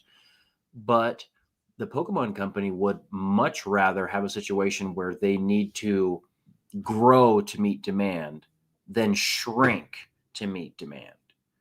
One of those, there's a million books written about growing your business. There's no books written about this is how you shrink your business so that you don't enrage a portion of your collector base. Yeah, we have some really good little niche ice cream shops in Omaha and little pastry shops and whatnot. And some of them you line up for. There's one place in Elkhorn, and you line up and you wait like 40 minutes for their freaking ice cream, which is basically what Pokemon people are doing. Right. And so by these people's logic, this ice cream company should start like throwing a cockroach in an ice cream cone every couple hundred people to start scaring people away. They shoot themselves in the foot to make their ice cream less desirable because, oh, I have to wait 40 minutes for my ice cream. Like, if you really think Pokemon, like you said, is going to shoot themselves in the foot, then I don't know. I don't know what you're doing. But I thought it was funny. You said the thing about stores going belly up, trying to buy this product and not make money on it.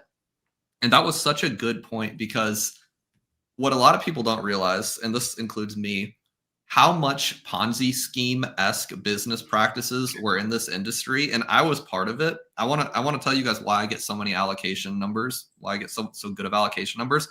When Paldea evolved, nobody wanted it. It was like $90. Distribution price was like $86. TCGPlayer price was $90. And so you lost money after processing fees and whatnot. And so if you guys remember back in the good old days where you could pre-order a set and actually be positive that you would get the pre-order that you put in. Yeah. So what I did is I knew long-term it would be smart to kiss the butts of these distributors. I ordered 1,000 Paldea Evolved booster boxes. And by the way, I got the 1,000 because no one wanted them.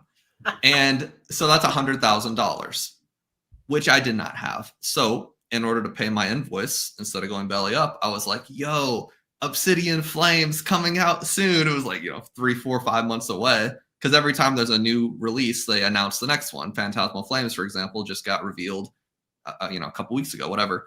So in order to pay for my Paldea Evolved invoice, I sold pre-orders for Obsidian Flames. In order to pay the Obsidian Flames invoice, I sold pre-orders for Paradox Rift. This is literally what built my company and a lot of other people's, and no one else will have the guts to tell you this because it sounds sketchy as hell. This is how it worked if you were a risk taker.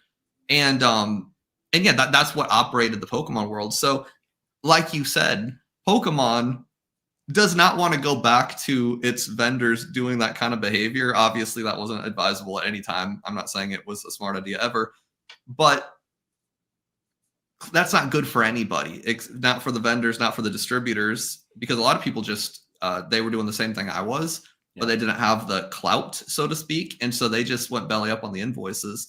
Then the distributors were stuck with the product. Those people got blacklisted. And that's why 8 months ago or so, they had still so much Paradox Rift and Obsidian Flames pallets because of all the people that went belly up last year, and they just threw them in the back room. That's where we were at. I mean, it was a big Ponzi scheme. That's what ran this whole industry.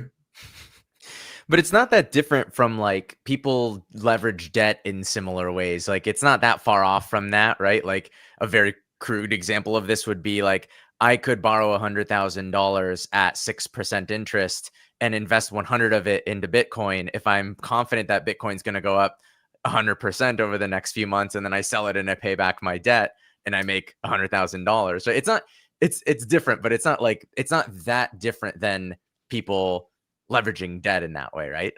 Well, yes and no. Mathematically, it's the same. You're absolutely right. But here's the difference: when you're taking that 6% interest, whatever, you're probably taking it from some kind of corporation of some Yeah, as sort, opposed to people. Yeah, as opposed to random people. Totally. Like straight up, we were Ty Lopezing this thing, and for better or worse. I mean, so yeah, mathematically, you're absolutely correct. The strategy is the same, but when you're taking pre-orders for a set that set to pay for the invoice of the current set, like, no bueno. I had people. I came from Berkshire Hathaway. I have really rich friends, so I went to them like, hey, if something goes wrong, how much can you give me? And that one guy, he owns like 6 businesses here in Omaha, and he's got about $250,000 that he just had laying around for me if something went wrong. He's kind of my mentor, and so I would have been fine. But there were a lot of people who would not have been fine. One of those people I've talked about several times on YouTube, and they are still reeling from this. And people in the chat will know I'm not going to say their name, but this is still happening. Yeah. It begs the question as to whether anyone should pre-order. I mean, I guess no, you should.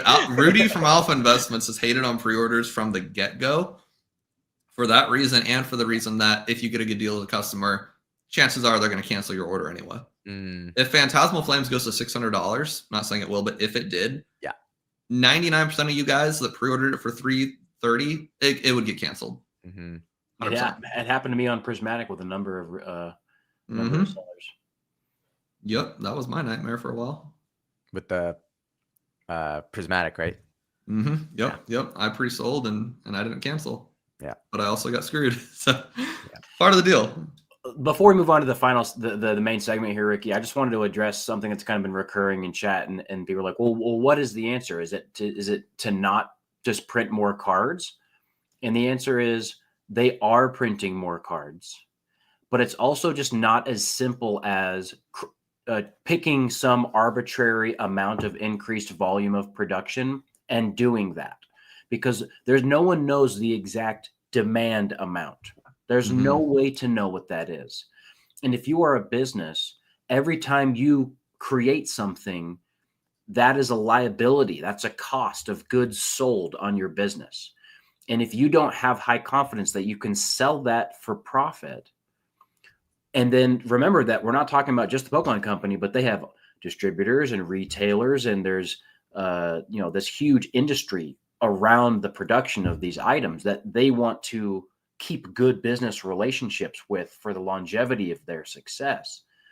You can't just pick numbers and just create things and say, well, let's just pump it out and max capacity of anything we could possibly imagine, and every single extra dollar we have goes into the creation of new factories in order to create these things. That is unnecessary business risk that puts the longevity of your business in jeopardy. And this is a 30-year-old company or 30-year-old IP that is hitting its stride with all of its longest term fans. And I think that they've learned from past mistakes, and they're not going to risk like that. Now, could they correct to get things better? Yes. And I think that they are already pursuing that attempt. And, they're always already pursuing that.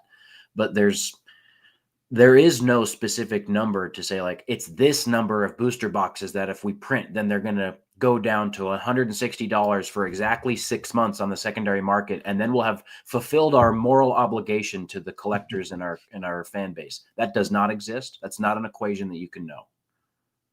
Yeah, 100%. And I think people would really benefit from watching Rudy or anyone in like the Magic the Gathering or sports world.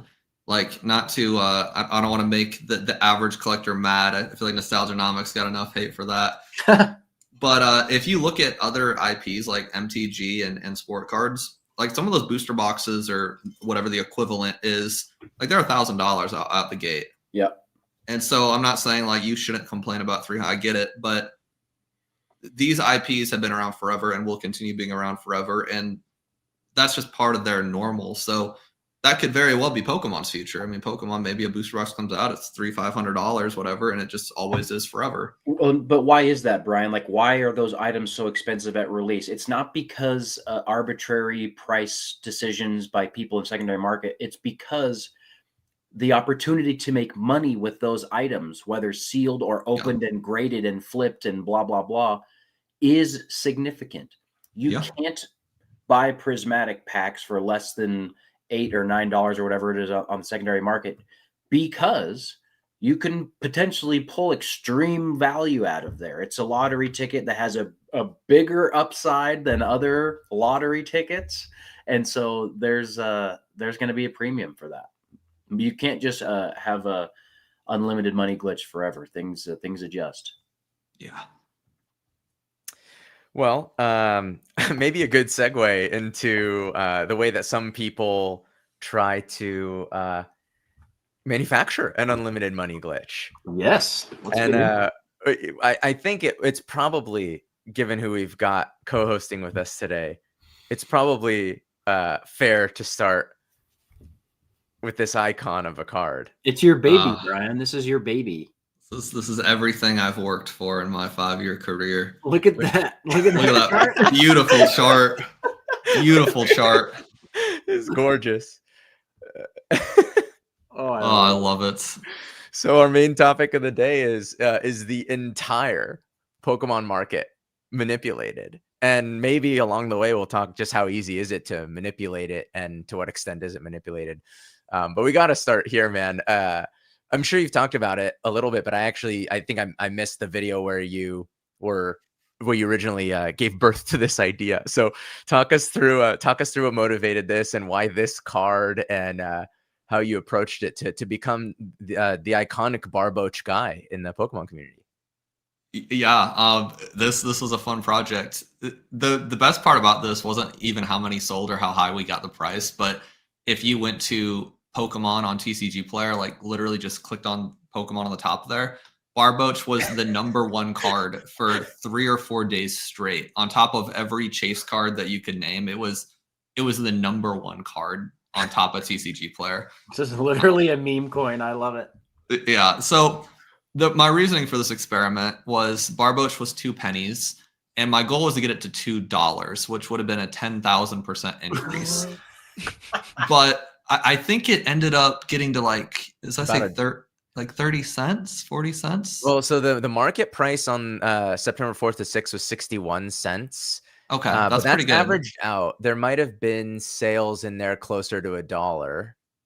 There were definitely some in the dollar rate range. About 100 for 44 cents.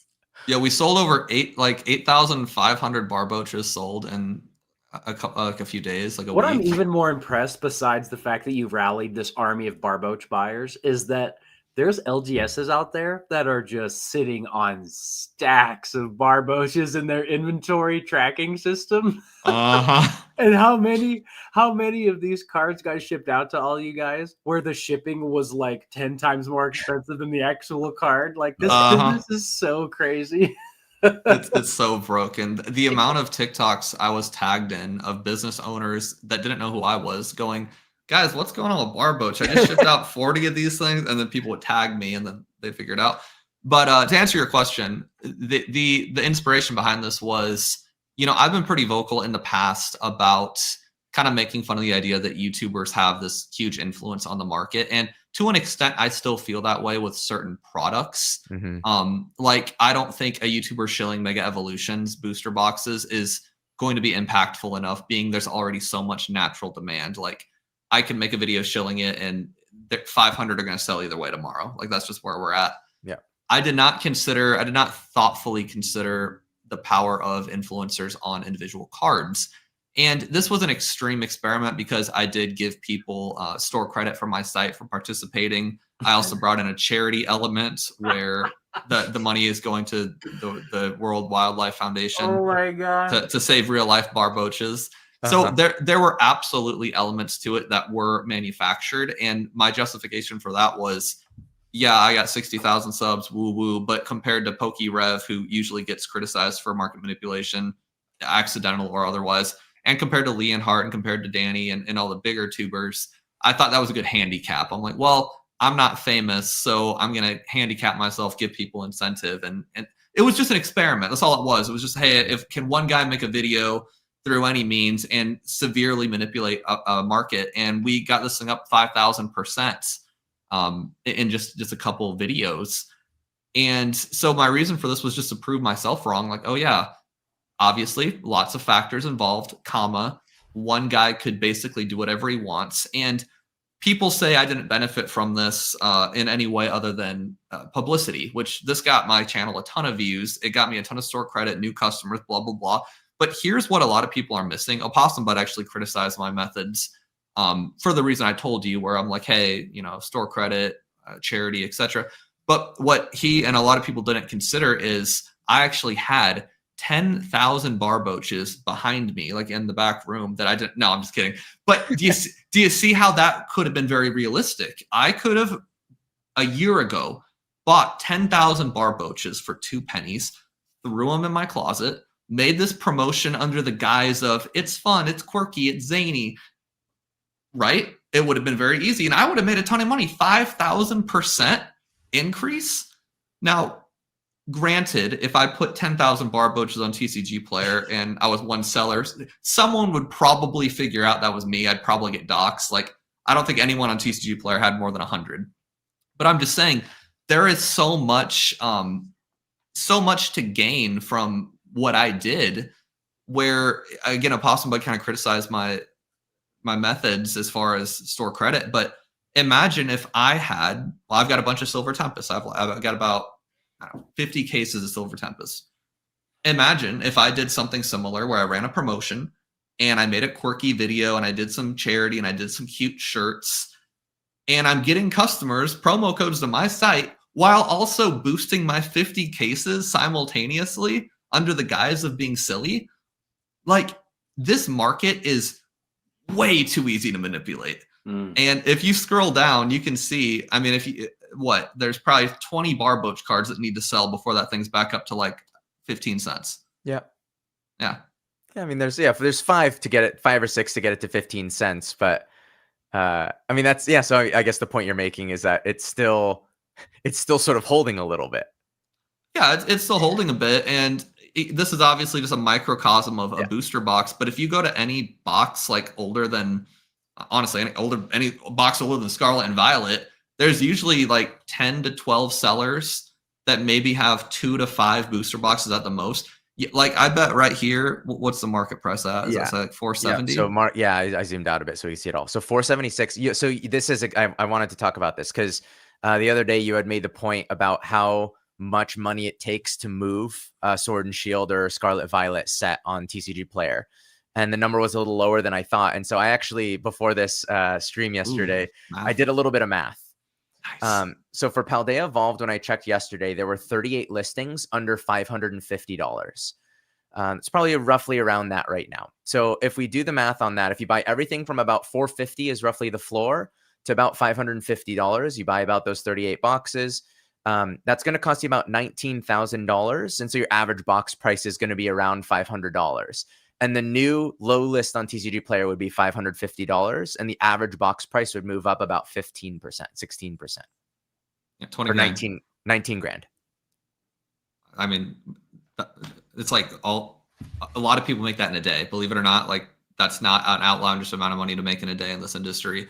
Yeah, Brian lost 3 times that much in one day. Yeah, I mean, and the thing is, yeah, Rudy actually touched on this earlier, maybe yesterday or the day before. But when people, if I decided to buy $20,000 worth of those, yes, they would be worth 500 whatever dollars on the market. And people are like, oh yeah, but then Brian, like, what are you going to do? Sell them back and make 16%? Like, that's not really worth a $20,000 risk. It's like, no. I'm gonna do that while I have a pallet of them already. That's who's doing this. Right. They're not like just flipping the ones that they buy out. They have pallets of them already.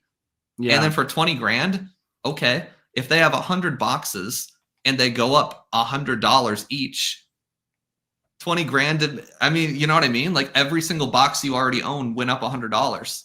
Yeah, and this is the exact Easy. play that was kind of revealed a couple months back with the Poncho Pikachu PSA 10 cards.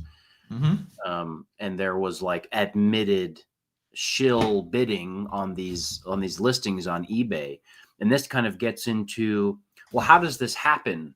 Like, what's the environment in which this kind of thing can happen, and we can all get fooled into thinking something is worth more than it actually is? And like a number, like I would say, the number one cause here is that we are all kind of depending on a very limited set of areas for data on what these things are worth in real time. Yeah. And in the modern day Pokemon card economy, where things are selling in such huge volumes all day, every day, card shows, online, live selling, what have you, we're all looking for a source of truth. And that source of truth, whether eBay or TCGPlayer or, one of these other sites that aggregates that data, like, we're talking about platforms that report sales and also sell things. Yeah. And so, like, when you have that proximity to your source data also being something you can influence with purchasing, it's an inevitable situation. And then the other thing that we talked about in our prep meeting on Monday was that this scenario is so much more likely to happen in a bull market like this, because there are lots of items that have grown due to actual organic demand. Cards that, like, let's take some of the, again, I can't tell you exactly which card has had exactly zero artificial, pumping, but let's take something that has like maybe more realistic pumped demand, like the Bubble Mew. Bubble Mew came out and was always a popular card, was always one of the main cards from the set. But then starting 8 months ago or whatever, went from like $80 to a few $100s. And then from a few $100s doubled up to like $600 or $700. And I can tell you from personal experience that in the 50 shows that I've been to since that the card made that move, this card sells. People want this. Before I had any YouTube following, my wife made a tiny little short talking about the Bubble Mew and how it's like a girlfriend card or whatever. It was like a 3-second reel on Instagram or something. And it got like 500,000 views when I had like 600 followers. Like, this is a card that has actual demand. And in a market that can make things or can result in things moving like this, that have comparative organic growth, when something else pops off, you don't question it as much. You're not as suspicious. You look at it, and maybe not for a Barboach, but for a Paldea Evolved booster box, maybe you're like, oh yeah, like that should definitely have value. It's got chase cards. It hasn't had a booster box reprint in, X number of months or whatever. Like, there are strong reasons to say this has value that we previously didn't really recognize, and now we do recognize it. And so it's gone up to $400 or $500 per box. So how are we supposed to know how much of this increase is actually just demand because we all want this thing, or is it some mix of other things going on as well? Well, the little light blue chart there that shows how many are actually selling. And I think it was a Team Rocket Joey video where he's like, as you can see, there's no one's actually buying it at the price of the dark blue line. Like, it clearly, like, you're not actually going to sell it for this price. It's all, frou-frou. And I think what makes it tricky is, how many Paldea Evolved boxes sold on TCGPlayer yesterday? It's a handful, right? But there is a convention in Omaha. Like, we're a nobody city. There is a convention in Omaha at least once a week. Around the States, there's probably like 5 going on at any given day. Small, but, there's conventions everywhere. It's not just Collecticon anymore. There's a million of them.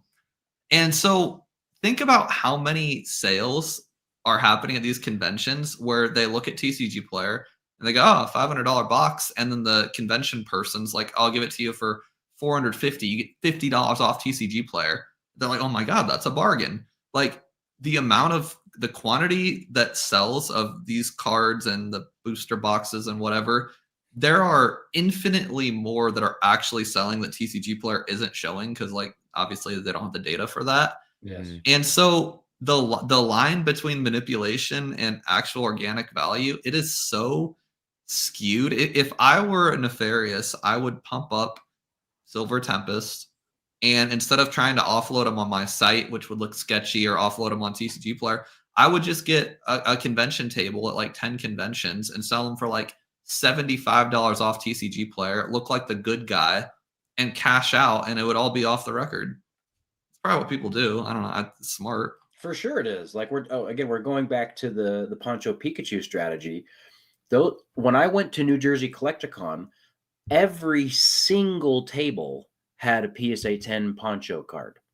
Yeah. So how does that happen when 6 months ago it was like, whoa, dude, you've got a Poncho at your table? Well, it's Crazy. because there were people that held them, and then they reached all-time highs. And whether that was, they reached all-time highs and they're like, okay, now is my time to dump, or they reached all-time highs and they were an actual collector and they made a financial decision to sell because they could do something else with that money. Both of those things happened. One of those we view as more legitimate than the other.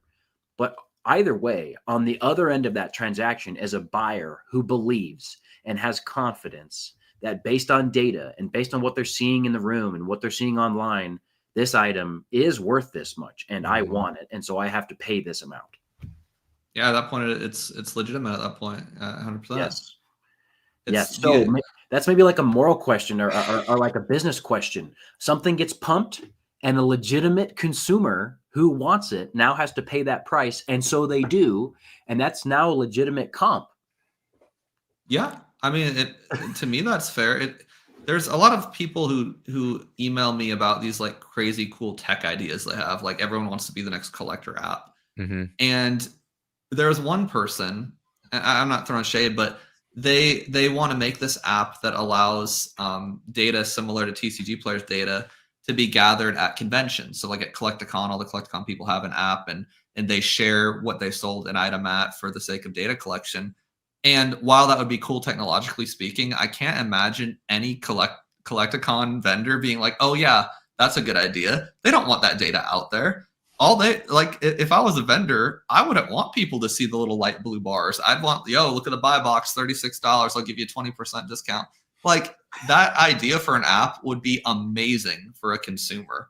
But there is no logical vendor that would, I mean, honestly, if you were, again, Nefarious, I would just lie as a vendor. I'd be like, oh yeah, to your benefit. Yeah, I've had people reach out as well, Brian, and it's not just the power of information, but it's also like we're talking about vendors, many of whom are in this line of work because they don't want to do a desk job, and now you're asking them to voluntarily do data entry while they're missing out on a chance to make money at their table. That sounds like something that's not going to happen to me. No, there's no shot. It's a business model that has no chance of working. Yeah, we've talked about that a few streams back. I remember, I forget which one it was, our second or third one.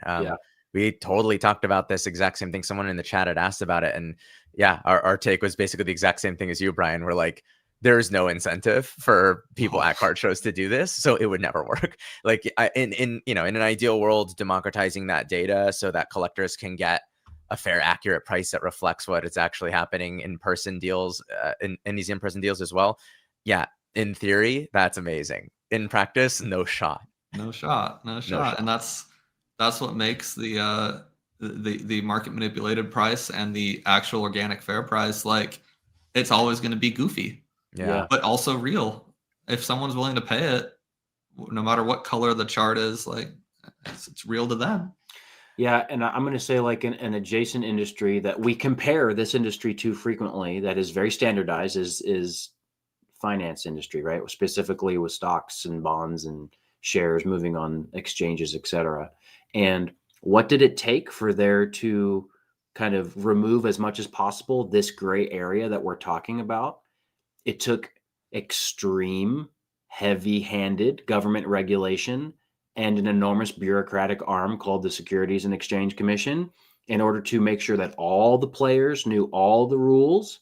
And if you didn't play by the rules and you weren't transparent in the way that you portrayed your bid and ask prices, etc., then you were going to prison. And I don't believe that kind of infrastructure is coming to our industry. Yeah, not anytime soon. What you're describing hardly even works perfectly too. Like there are so, like despite all of that. Yeah, despite all that, insider trading and Ponzi schemes, all these things exist that are illegal, but people get away with them all the time. Sometimes out in the open. Yeah. Often out in the open. And the other thing is, like, I think that there's some percentage of the collector base that thinks that they want that kind of like, definition of a fair deal handed to them by some third-party arbiter.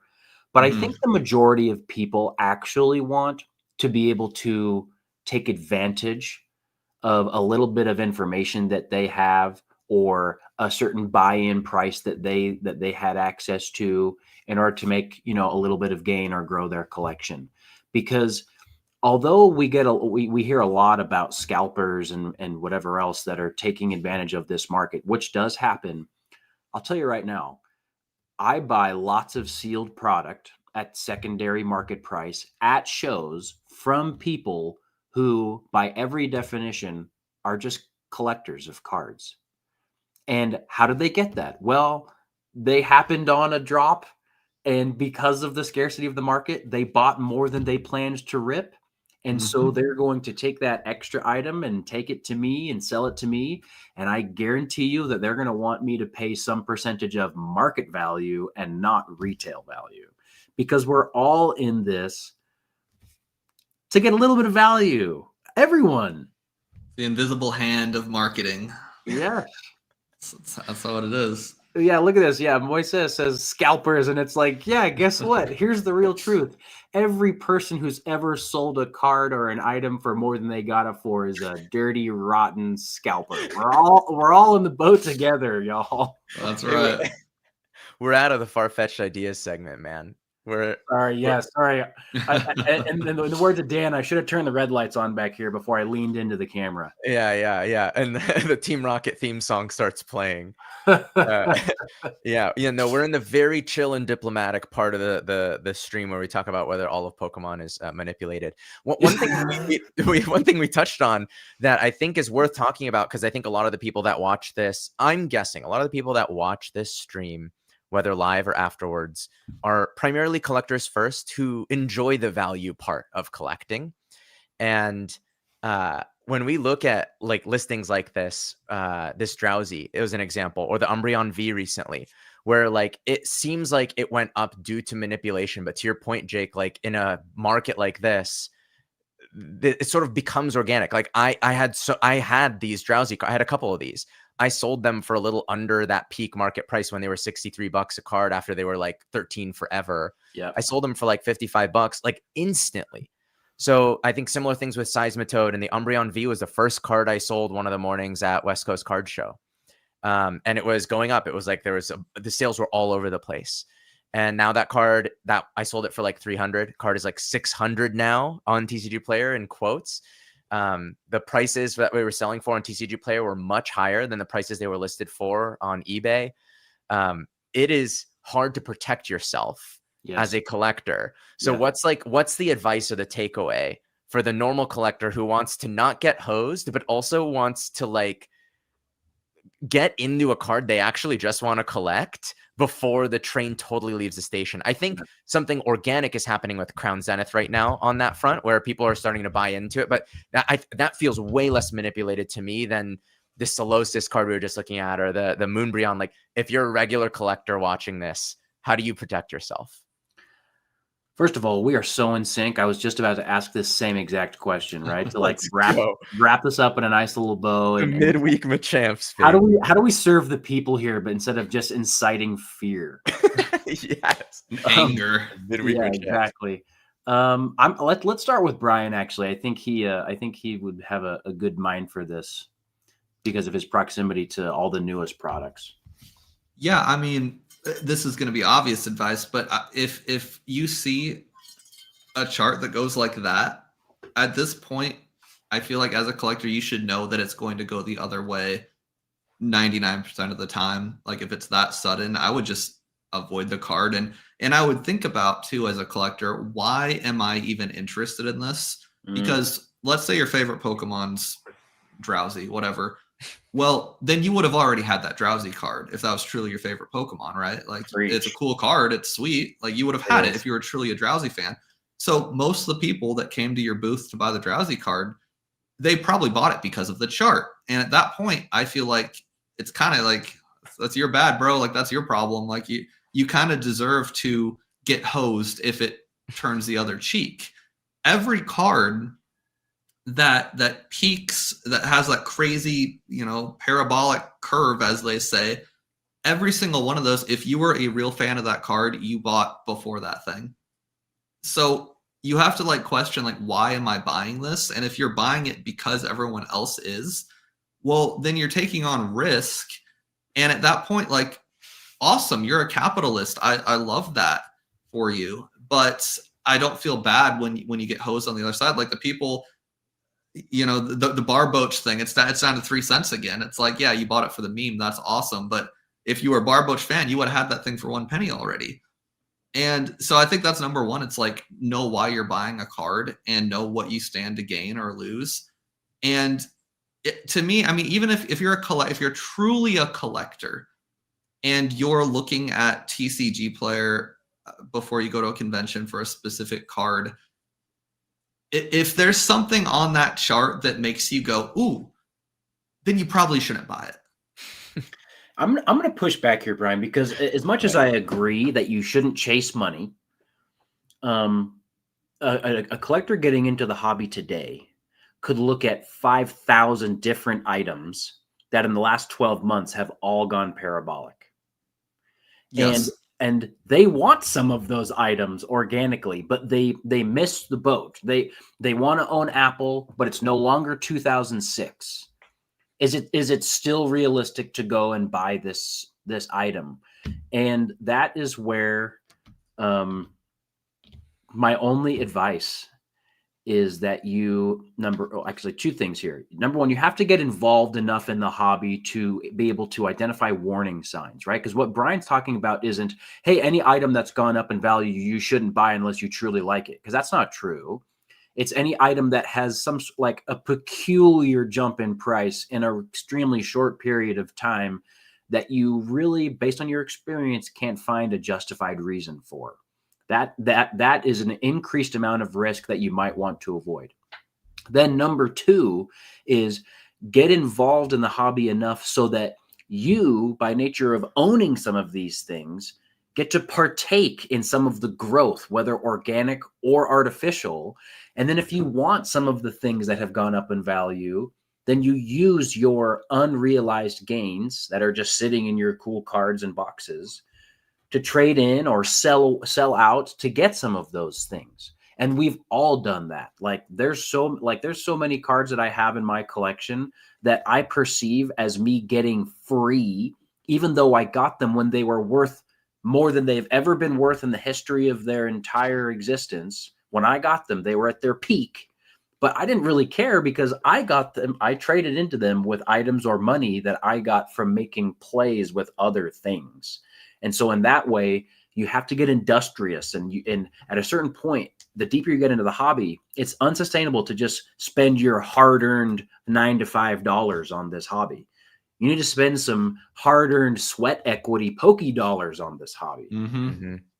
Yep. I mean, I couldn't agree more. It was why I started selling cards in the first place, and it just snowballed into us getting here now. I'm basically with both of you guys. I think a lot of what Brian said is sound. I'm also going to sort of push back on this idea. My friend Grant here has said all these cards shoot up crazy fast. So the counter example of this is it is hard sometimes to time that. So as an example, I collect Shinji Kanda. I have a binder spread. I have all the extras, right? So what I don't have in there is the Seismitoad. Because when it came out, it was $60 $60. And I thought, boy, that's kind of a lot for an illustration rare in a set that just came out. Basically every time other than the Greninja EX from Twilight Masquerade, these cards go down after they go up. And the card shot up to like $250. And that was in July. And it is still holding above $200 for the English copy of the Seismitoad. So there is sort of that like, that's sort of the counterpoint. I think a lot of everything you said, Brian, is still true. But I think the point of like, if you just got into the hobby, you weren't there when Drowsy was $13 and now it's too late and you're like, oh, I don't want to miss the boat. And the other piece of it is it's starting to feel hard to time it. And it is hard sometimes like to tell apart the manipulation. Like with the Seismitoad, it was a bit of a unique case because people were speculating that it was going to get banned and things like that. But I don't know. I think there are counterpoint examples to this where it's even with a lot of information and experience and prudence and following the otherwise usually sound advice that you gave, that there are exceptions to these rules. It's like it's still hard to navigate and tell apart what's real from not. I want to highlight this comment from Sumus. Shout out Sumus, who's one of our mods. Anchoring your collection in genuine affinity ensures you can truly never go wrong. And this just harkens back to the collect what you love, because I've bought things that are worth less today than they were when I got them. But I really wanted them for my collection for one reason or another. And the amount of times when that has happened versus I bought something that I wanted and it has gone up, a lot of times those cancel each other out, or more often than not, it falls in your favor, where you're right more than you're wrong, just because Pokemon's cool and more people want it over time. And so if you end up buying anything, you have a good shot of it not being a terrible financial situation for you. It's kind of natural diversification, more or less. Yeah. So get what you like. There's a saying I've heard some people say along the lines of like, in the collectors always win. Like true collectors always win. Shout out Ern. Yeah. I think they said that on that pod. Yeah. So shout out Ern and Joseph Jake. But collectors always win in the end. And I totally agree. I mean, I don't know if these prices are going to hold, but the other day when I was looking through my personal collection, I hadn't looked at the values of most of the stuff in my personal collection in a long time, over 6 months for sure. I have a Bugsy Scizor PSA 10. I just like it. Scizor is my favorite Pokemon. Bugsy Scizor's Versus series. It's a Japanese exclusive. I bought a PSA 9 at one point for a couple $100, and then I graded this one. It got a 10, so I kept it. That card was like $300 for a while, $360 range. Last sales are $1,100. So that's an example of like, I'm essentially, I'm up on that card to a level that like it might never go back down to the 360 that I kind of like, that I always thought it was. And I never even really thought about it as it's sort of sitting in my my stairwell or whatever. I'm like, yeah, this is a $360 card. I graded it myself. I like it, whatever. But the bottom line was like, it's an obscure card. It had no hype when I bought it. No one cares that much about Scizor versus series or anything like that. But I liked it. So I bought it at a price I thought was reasonable. Well, I bought a raw card that graded. So really a reasonable price, but in the end, the collector wins. Like if I sold it now, I'd be up 3 or 4x. And if I wait and the whole market corrects 50%, I'm still up 2x. That's exactly right.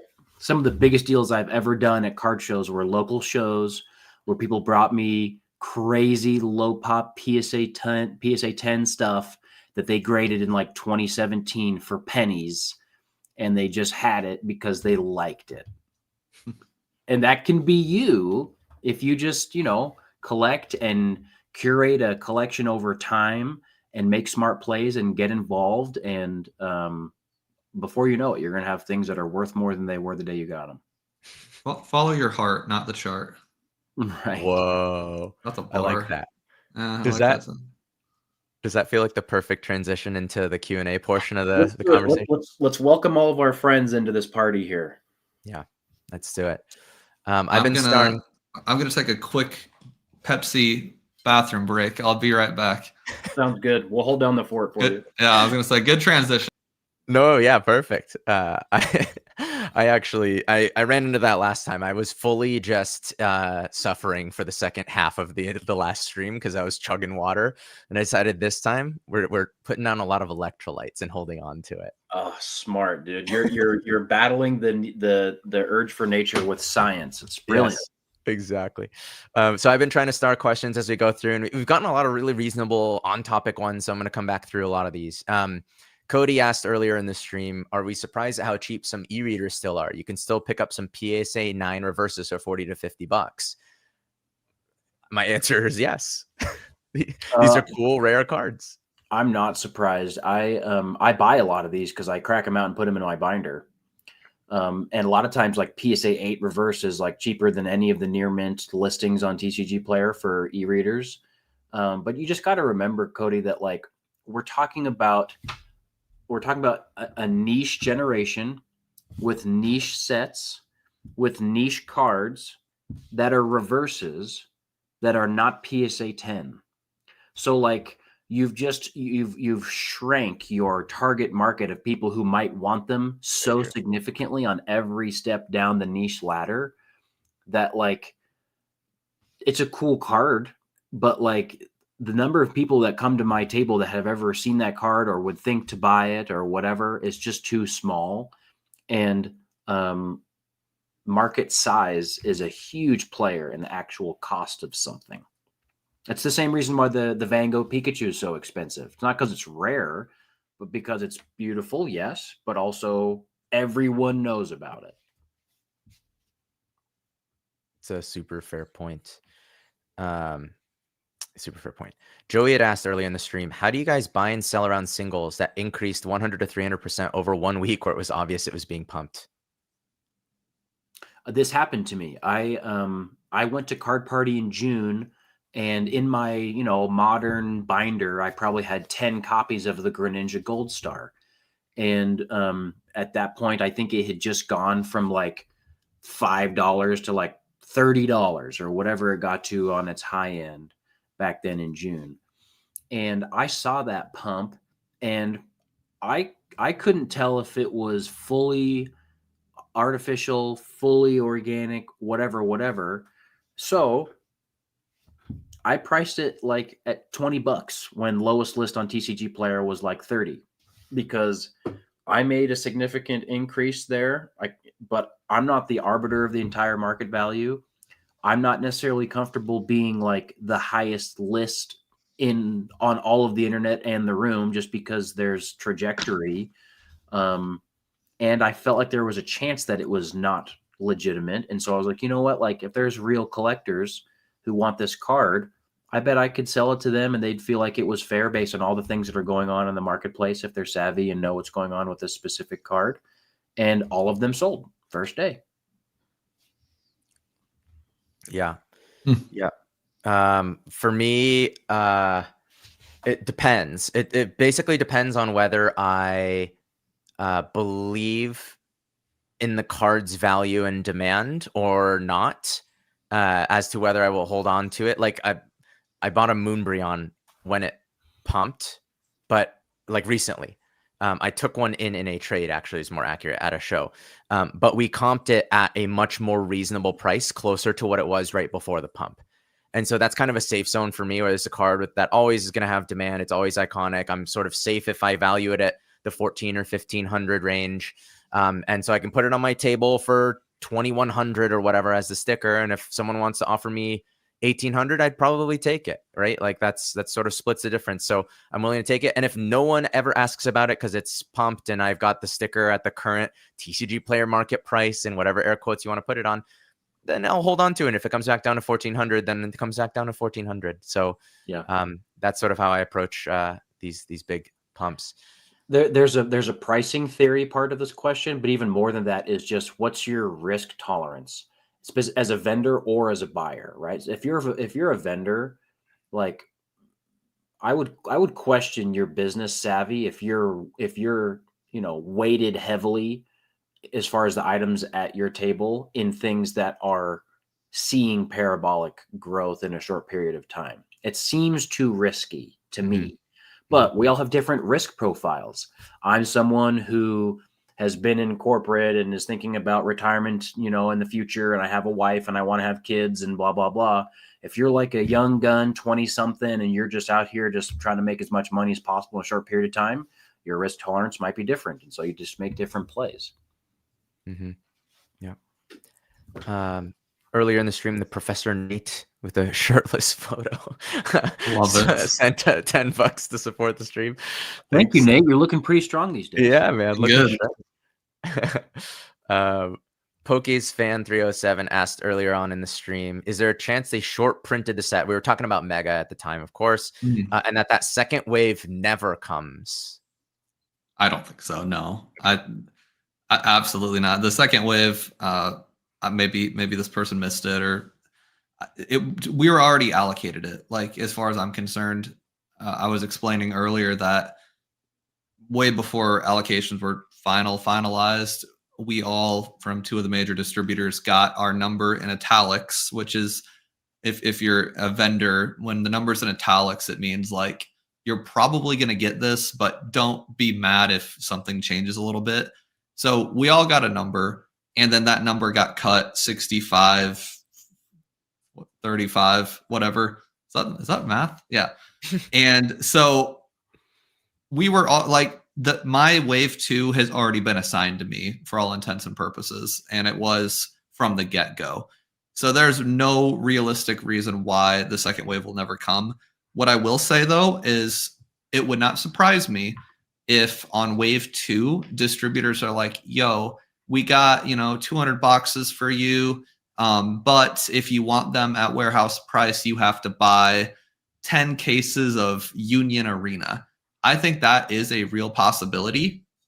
And Union Arena is one of the many items that just does not sell at my store, at least. So essentially that's dead money. So if I'm laying down $5,000 for Union Arena that I know very, very likely is going to sit in a closet for the next forever until I die, well, then I, as a vendor, am going to take that into consideration when I'm selling wave 2 of the product. There's a lot of folks who are going to get 1 case for the second wave, like stores much smaller than mine. And if they have to pay $600 in freaking Ultra Pro play mats in order to get their second wave, they are going to ask for essentially that $600 more in the product. Like, they will consider that in the pricing. So short printed, absolutely not, no shot. Catches and caveats, probably. Wouldn't surprise me. If I was a distributor, I would do that. Nice. Thanks for the take. Fable asked earlier, where can I find high quality storage for ETBs? I think the most common thing I see people use is, I think, designed for cereal. Target.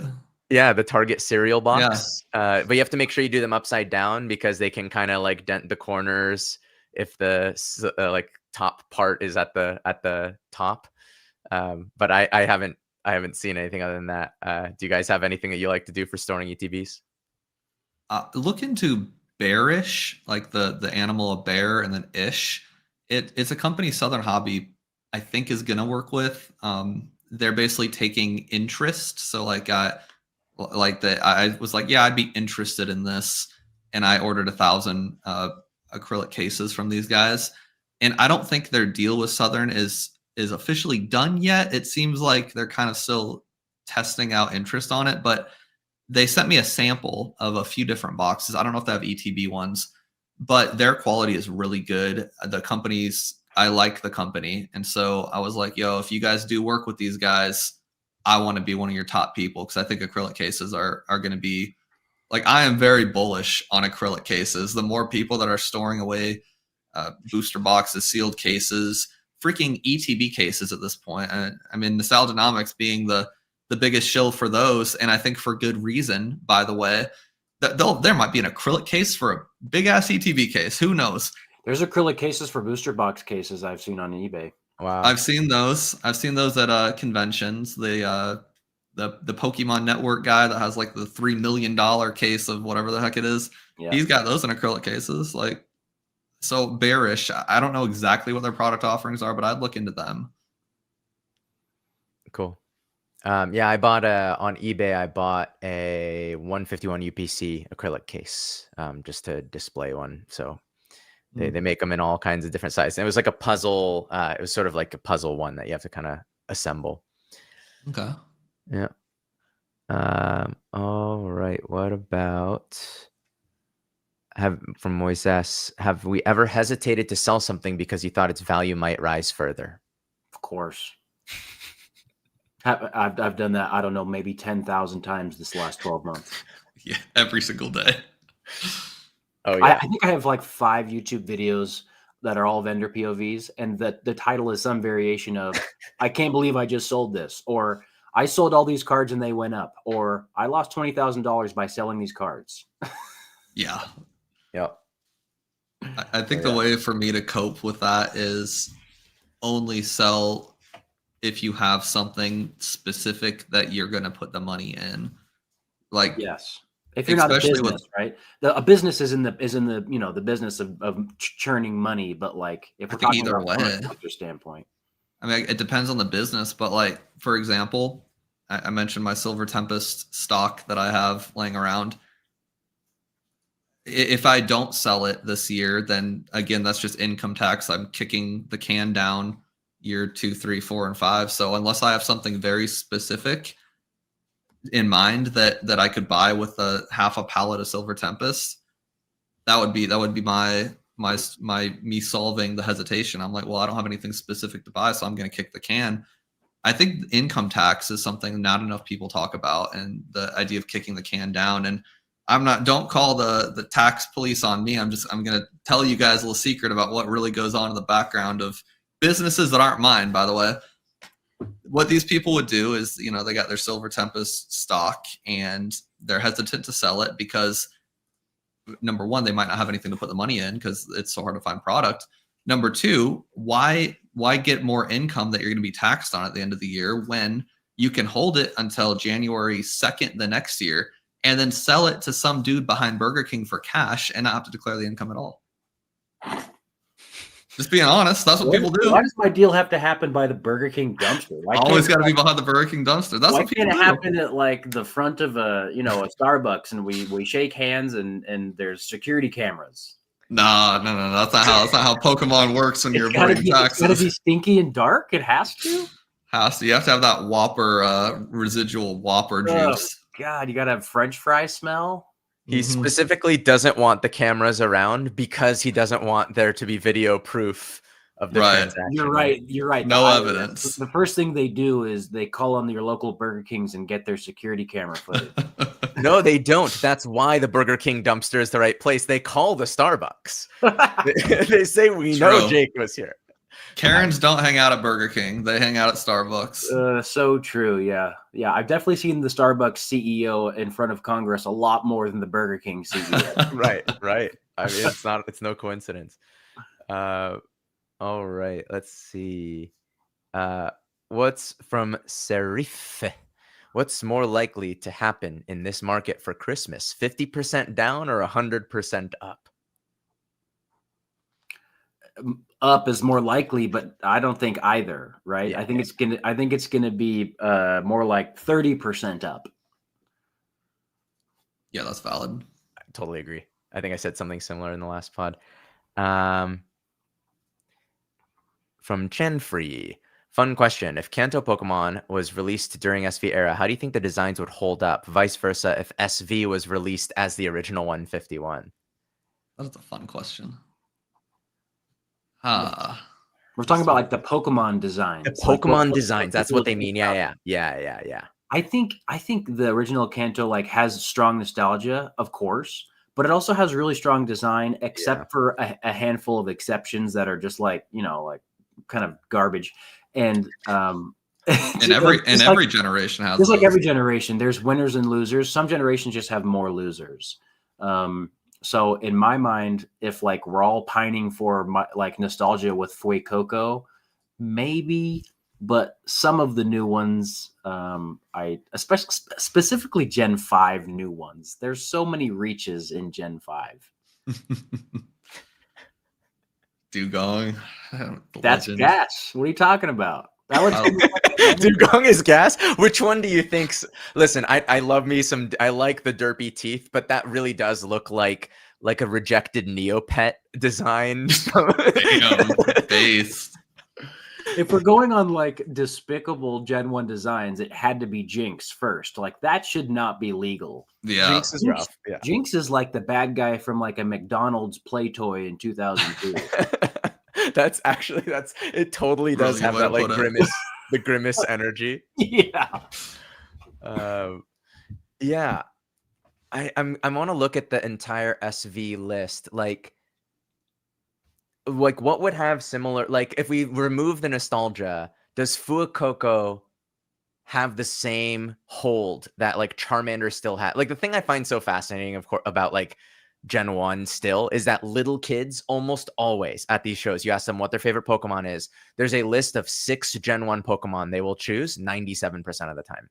Yeah. Like I get that part of it is marketing, it's the mascot, but like it's what holds up. Like they just got Charizard right. They just got Mewtwo right. Yeah. It doesn't mean Lucario's not sick or like Fuecoco's kind of looks like Charmander. Like would it hold up? The answer to your question here is that Ken Sugimori is indeed a genius.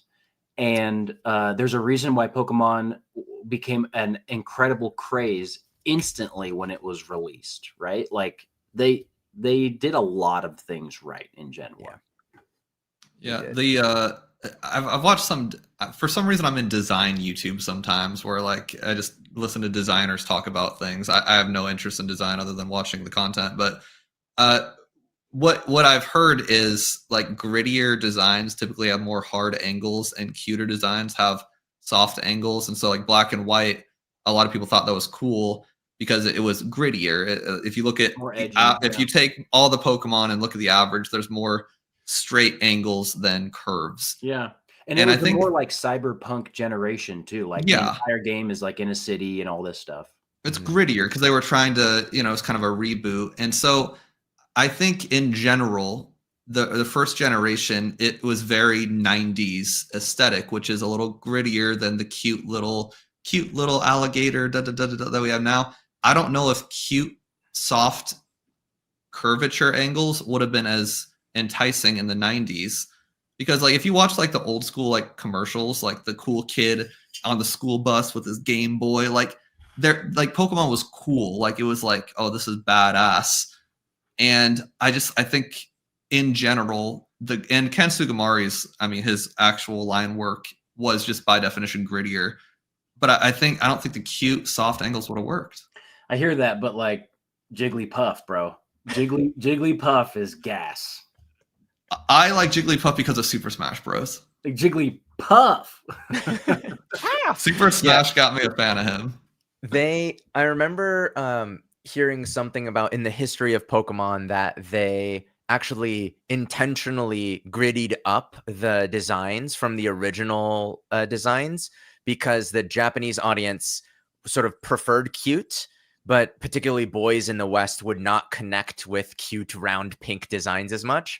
It was part of the reason why they went with Pikachu as opposed to, not that Pikachu's gritty, but Clefairy was the original mascot candidate. And they switched kind of late, I think, in the process to Pikachu, thinking for Western audiences, his sharp tail and his yellow color as opposed to pink would just be more sort of gender neutral in the West. And they were right. They were. Nailed it. And yeah, it was last minute because like there's plenty of manga books where it's definitely not Pikachu in the forefront. What's closer to Hello Kitty? Obviously, Clefairy is way closer to Hello Kitty.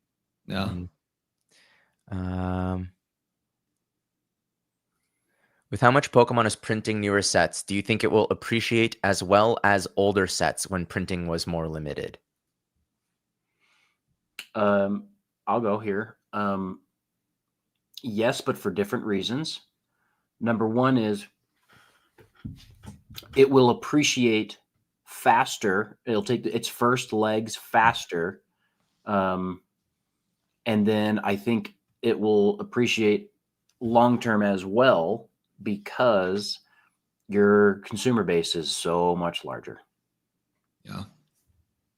Everything's bigger. It's apples to apples. Like Pokemon's printing way more, but there's way more people. So I think 100% spot on. Yeah, and this comes back to one topic that I was thinking about as we were talking about, you know, the entry points of Mega Evolutions and Destined Rivals right now.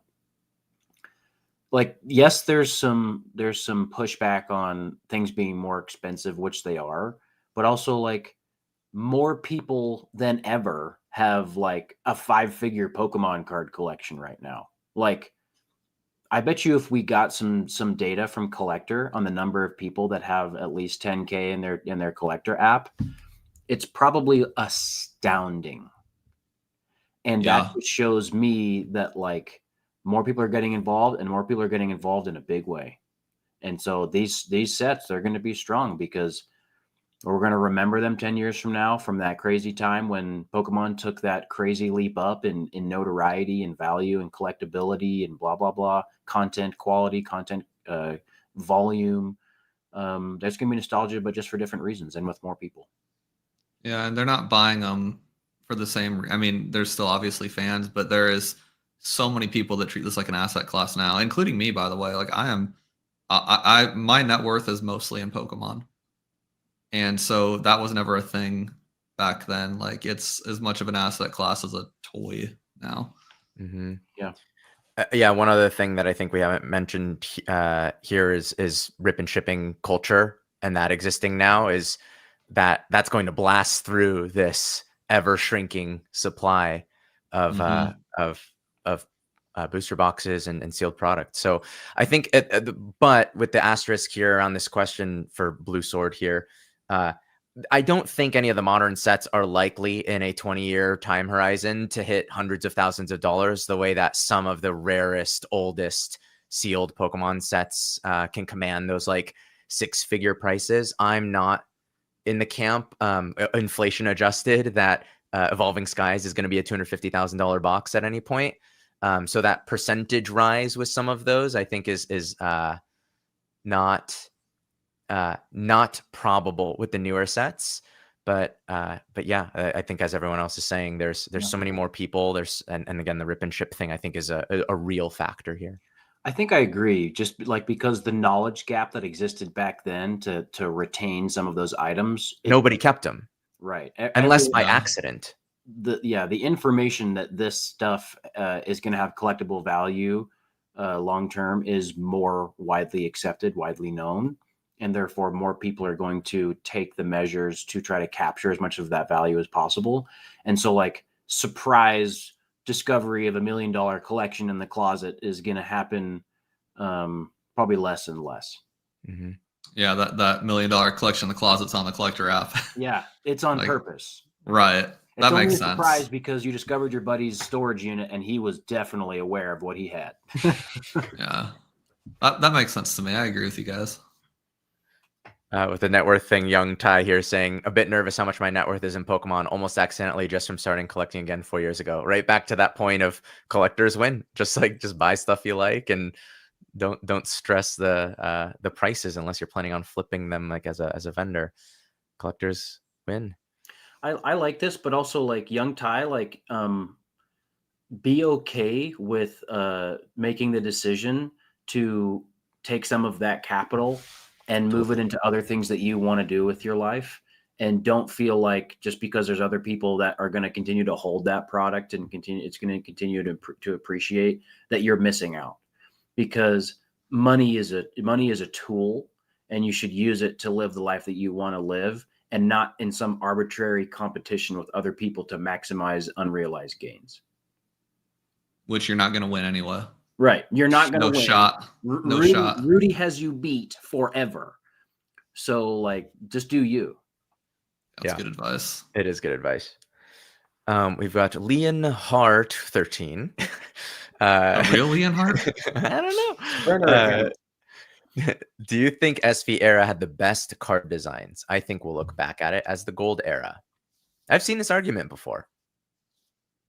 I think so. It's such a cringy, like I feel like people will think that's cringe, but art is art. It's timeless, and it's like just because it comes from a specific era that people will think is, oh, that's a basic take. It's like I always just think of if you took 10 chase cards from Scarlet Violet and you went back in time to when I was a kid and you're like, yo, look at these Pokemon cards. I can't imagine a world where kid me would pick anything other than those Scarlet Violet cards as something I'd want to tape to my wall, because that's what I did as a small child. Tape? RIP. Yeah, I had a thing. I made the little tape. You know, you make the tape circle. Yeah, and I had a whole wall of them around my mirror. Yeah, that's the right way to collect Pokemon cards. That's right. As a 32-year-old, you can guess what I was taping up there. But I'm being straight up. Like, if you showed those to a kid and we're like, hey, do you want these or do you want? I feel like that right there just answers it. Yeah. I'm of the opinion that our opinion about art is greatly impacted by a very well-designed and well-funded marketing campaign by a very powerful company called the Pokemon Company International. Heard of it. And so I think the best set is always going to be the newest set. Newest set, best set. Shout out Catch 'em All Collectibles for coining that. I like that. We're all just mind controlled by a company that's worth more than all of us combined. They know a thing or two about getting us to spend money. Yeah, I mean, I guess that's any design. I mean, even in the clothing world, it's like you look back when you thought you were cool in 2010 for wearing A, B, C, or D, and you're like, that was cringe. Now style is cool. And I think you're right. Pokemon's the same way. The new set will always be the best. We'll test it. Mega's here now, so let's see what we think about Mega compared to SV.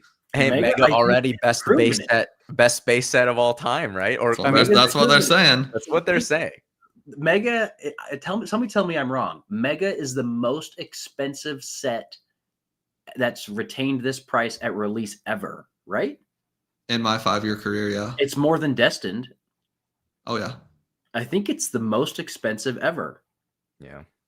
In at least 5 years, 100%. And I can't imagine there being an exception 5 year. Like, no. That's when this all started, was 5 years ago. Yeah. At the crazy level with that. Exactly. Yep. Luke Redden asked, what's a risk you wish the Pokemon Company would take? Doesn't have to be related to cards. Wow. I had something come to mind. I wish they would take a longer break on the mainline games to release a truly modern, like full-on mainline game, like Breath of the Wild style, or like, I don't know, Skyrim, like go full like mocap, like, you know, Expedition 33, these indie houses with like relatively small budgets compared to the big AAAs are putting out these gorgeous games. And Expedition 33 is like pretty on rails. Like there's kind of a golden path, and there's not a lot else you can do outside of the golden path in that game. So I think like the design of it is sort of similar to Pokemon. Like you can't just meander absolutely anywhere. And I feel like if they just slowed it down and invested a lot in that and took the risk to completely change how the games feel and play and the quality of them when they come out, that would be so awesome. That's my pick. Yeah, I like that quite a bit. I think kind of in that same vein, just the animation, the anime, the cartoon, whatever you want to say, it drives me bonkers when I watch like these commercials for the new set, like the new like Mega Evolution available in stores now. The animation in those commercials is so sick. And like even the little, you know, mini series, there was like that one with like Red, and there was like 5 or 6 episodes on YouTube, whatever that was. Pokemon Generations, bro. Don't get me started. If they so hype. Like, why, like clearly they're capable. Why don't they do that? I want something grittier, and they've proven they can do it. If they just made the cartoon or the anime, however you want to say it, in the style of the freaking TCG commercial, I'd watch that all day long. Absolutely. I think what we're getting at here is like we would love to see the Pokemon Company recognize in like a financial and like design emphasized way that a huge portion of their fan base are adults, and adults want to be challenged in the video games. They want to be compelled with cool storylines. And, you know, drip in enough of the nostalgia for us, but also like make it more engaging in those ways, but also retain some of the stuff that's for the kids. And I think something like Magic, for example, has done this in a really cool way. They've got these other IPs that they're working with, and they also have like serialized cards, which are like, the adults That would be care about the cool. serialized cards more than the kids. And there's just some decisions that they could make. I think that could pander to us old heads, us unks a bit more. Honestly, Marvel does it really well. Like Yeah. they can't release a movie that's worth a damn anymore. But if you go to like Netflix Kids, there are so many like Marvel TV shows like with Kid Spider-Man and Teenage Spider-Man. Like they do a good job for all ages. And to Pokemon's credit or Lego credit, I don't know who to credit here, but have you guys seen like the first 3 Lego sets that Pokemon's coming out with next year? I The haven't first seen, 3. I haven't seen any like design. I've heard of it. I haven't seen any design leaks. Yeah, so there's no design leaks yet, but the 3 SKUs that are coming out first are all, someone correct me if I'm wrong in the chat, I know you will. I'm pretty sure all three of the first releases are all 16 and up. And I think the main one, the $600 one, is 18 and up Lego. None of them are for children. Huh. I thought that was fascinating. The first 3 SKUs they might all be 18 and up, but they're not for kids. There's going to be like 12 total SKUs. And the first 3 are going to come out at like, I don't know, January through March or something. And then the rest of them come out later in the year, no doubt for the holiday. I just think it's wild, though, that like somehow there was some conversation and Lego was like, yo, all your fans are 30 years old. And Pokemon listened. Interesting. I'm buying the $600 set. Did they base that on like quantity of pieces, I'm guessing? Yeah, typically a Lego set, at least back in the good old days, it was roughly $10 per 100 pieces. Now it's closer to like $14 per 100 pieces, but you get it's part of the building experience too, not just the piece count that gives it that 18 and up rating. Right. But right. I mean, they've been appealing to adults this past 3-4 years. For sure. Hardcore. You don't buy a 1,200 piece Death Star for your 8-year-old. Right. You go through Target's Lego aisle, it's more tailored for adults than kids now. Yeah. And there must have been a conversation, but Pokemon, this is the one thing I think ever that Pokemon, a product is tailored more towards adults than kids, I think, in Pokemon's history. I like it. I like the trend. It's interesting. Very interesting. Yeah, very interesting. Before we keep going, how are we all? We're at 2 hours and 42 minutes. I'm feeling good. I know Brian's day just starts around this time. That's Jake, right. I mean, you're an hour past me. You guys are both in later time zones. So we want to do a few more before we call it a night. How are we feeling?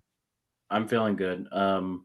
We'll see how long we go. I might need a bathroom break as well, but I'm feeling good for now. Cool. There's 360 people still watching this. I don't think the count has changed at all. Yeah. Yeah. So they're good. The people are good. The people are good. Let us know in the chat if y'all are good. Reptaku, thanks for the super chat here. What do you guys think of the Mega ZA Pokemon hype? Are you bullish on Dragonite cards, or maybe the Skarmory Delphox leaks?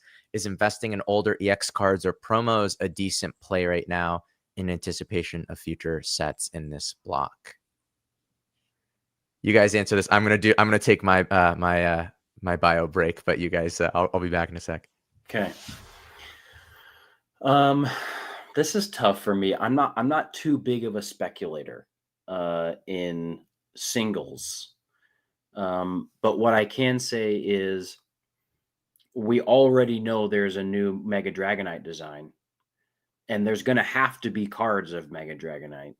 And what we've seen in the last 6 months is when there's a new set or a new card with a certain character, its previous cards have seen higher sales volume and higher prices. So seems like a play you could make. Again, singles are more volatile, more risky. And if you make a play, you probably have to then sell it in a short period of time. We're talking about quick flips. Mm-hmm. And it's not really the business I live in, but what you're talking about, Reptaku, makes sense. Yeah, I think at this point, I think at some point, maybe 5, 6, 10 sets ago, that was like a smart move that some smart people came up with. Like, oh, there's a new set with X Pokemon coming out, blah, blah, blah. I think at this point, it's a self-fulfilling prophecy. Like at this point, people know how dumb it is, but everyone knows. And so everyone's going to do it. And so it's probably just the good move until it's not. Like I think that's probably a good move, as dumb as it sounds.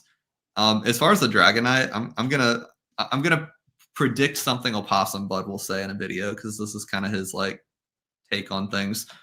Everyone hates the Mega Dragonite, right? Like I think it's fine, but it got a lot of backlash when Mega Dragonite was unveiled in the Legends ZA trailer. And so this is gonna be an Opossum Bud video. Everyone hated Mega Dragonite, but all of a sudden now everyone wants it because it's $400 on TCGPlayer. I know for a fact everyone who hates Mega Dragonite, which is like, it seems like the majority of the population, will go absolutely balls to the wall on the Mega Dragonite card that's parabolic, and it will get made fun of for sure. So I'm bullish on Dragonite, and I'm absolutely bullish on Mega Dragonite. And I think the play here, honestly, is when the Mega Dragonite card is like just coming out, just buy all of them, because within like 3 or 5 or 10 days, the arbitrary YouTube machine will be like, "Oh, this card's cool," and then you'll be ready to go, and then everyone will pretend to like Mega Dragonite, just like they pretend to like Drowsy and Seismitoad.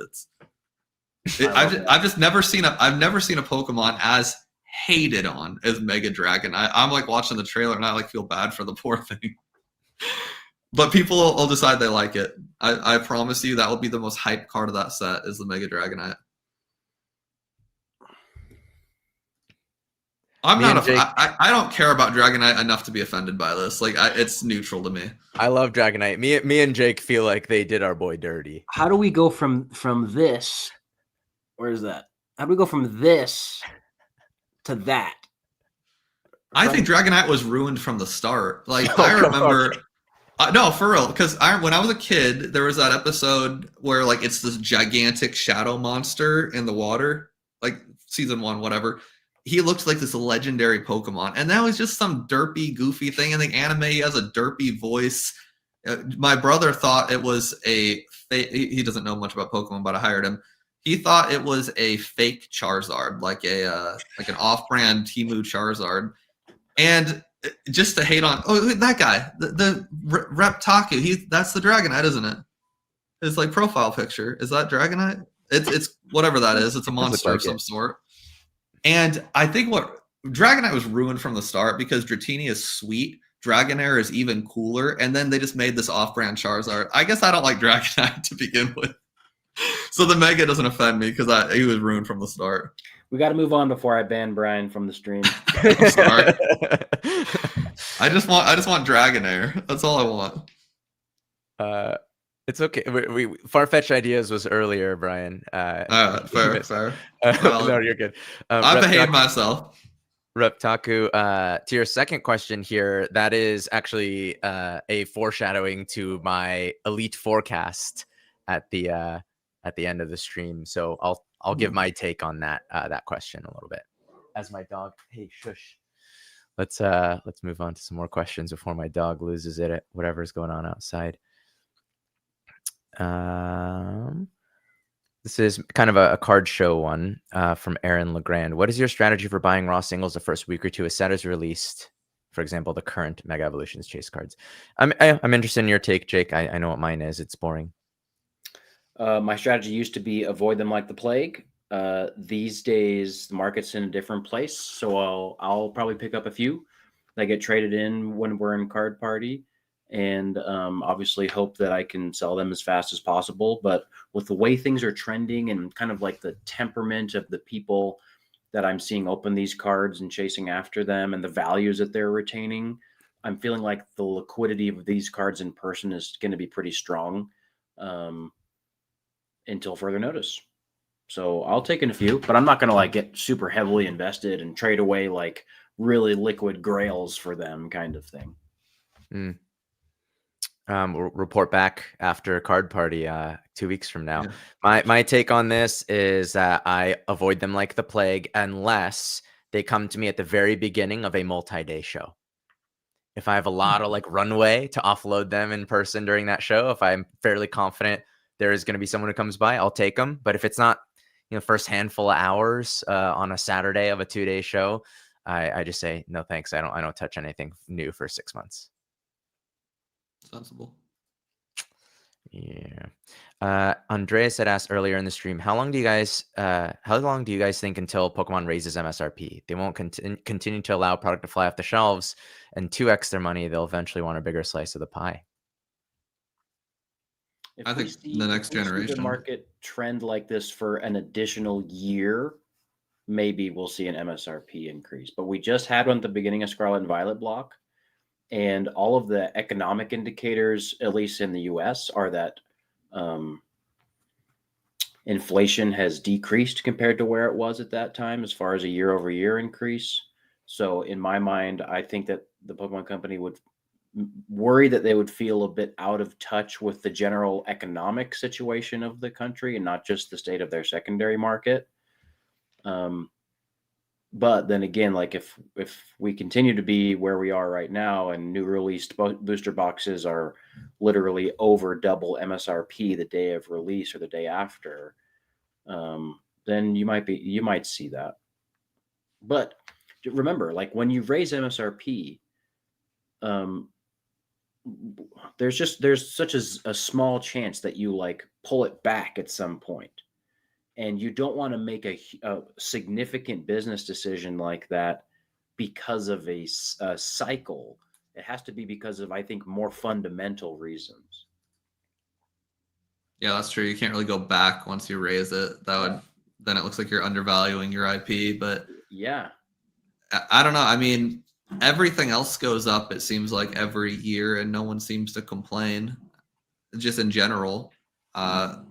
I don't think Pokemon's not like going to be sloppy with it, but if they did raise it next generation, I don't think there's a single person that would really be deterred by it. The end consumer wouldn't be impacted by it in the near term, but like eventually they might. It's like almost everything in stores though, aside from cards, like pretty much everything's MSRP isn't even the real price. Like I worked at Shopco and MSRP on a Nike shirt was like $40, but like they were never above 25. Like they'll just put it on sale. Yeah. I don't know. I can't imagine there'd be a lot of backlash, to be honest. People paid double what they paid for Netflix 2 years ago. Like I don't think, and with the tariffs and all that stuff too, like whether or not it actually impacts American Pokemon, they can at least pretend it does, like every other company. Yeah, I'm not sure I have a super educated take on this compared to you guys, but prior to getting back into Pokemon, I was buying and selling luxury watches kind of around COVID era and a little before that. And a lot of companies raised the MSRP of their flagship models during that time. And now that the markets have like cooled down a little bit, it does kind of leave the collector that bought the new MSRP like holding the bag a little bit from a value standpoint. So it's not like the end of the world. It doesn't tank the brand or anything, but there is a bit of like a feels bad, bro. Like the idea, and they're not gonna roll back their MSRP. Right, it's one-way street. Yeah. So I think like you guys have good points there. Like it is.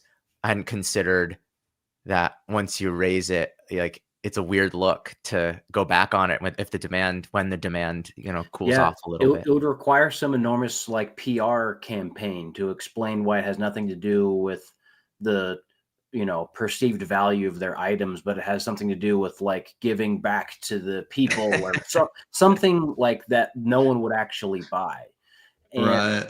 That's true. Like, it's a classic scenario. I think Jeff Bezos talks about like one-way doors and two-way doors in business, like raising your prices for the same item, like with no differences. Like they might lower prices if they also said, oh, but we're only going to put 8 cards in the pack or whatever. They might get away with something like that. But like same item, lower price, later period of time, like that's a one-way door. You make that decision and you're kind of stuck with it. Yeah, I think it's called type 1 and type 2 decisions, and it's just about the like reversibility of the decision. Yeah. Totally. Agreed. MSRP is a bigger one than I had appreciated before this conversation. Sumis super chatted us. We continue the trend of our mods paying us more than we pay them, but thanks, Sumis. I love it. Always supporting. What's your take on the 2 sequential BGS Black Label Charizards? Odds of that are like 1 and some absolutely crazy number. Seems fishy. I actually hadn't heard of this, so I'm gonna look Is it this up. from the new Everybody. set from is this the SIR Charizard Japanese? So I'm not familiar. yeah. Okay, so Sumus is gonna have to give us me. Oh wait, I think I found it.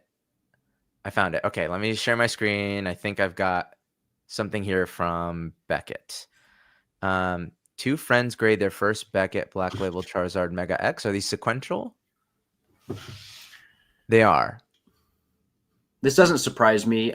So I've had my friend Drew on the Chompcast a few times, and he's someone who's in this circle of people who grade with Beckett very frequently and like have this extreme experience and like meticulous eye for getting black labels, and they're familiar with the company, and like there's like Beckett grading retreats that they participate in. It's very an interesting thing that many people don't really know about.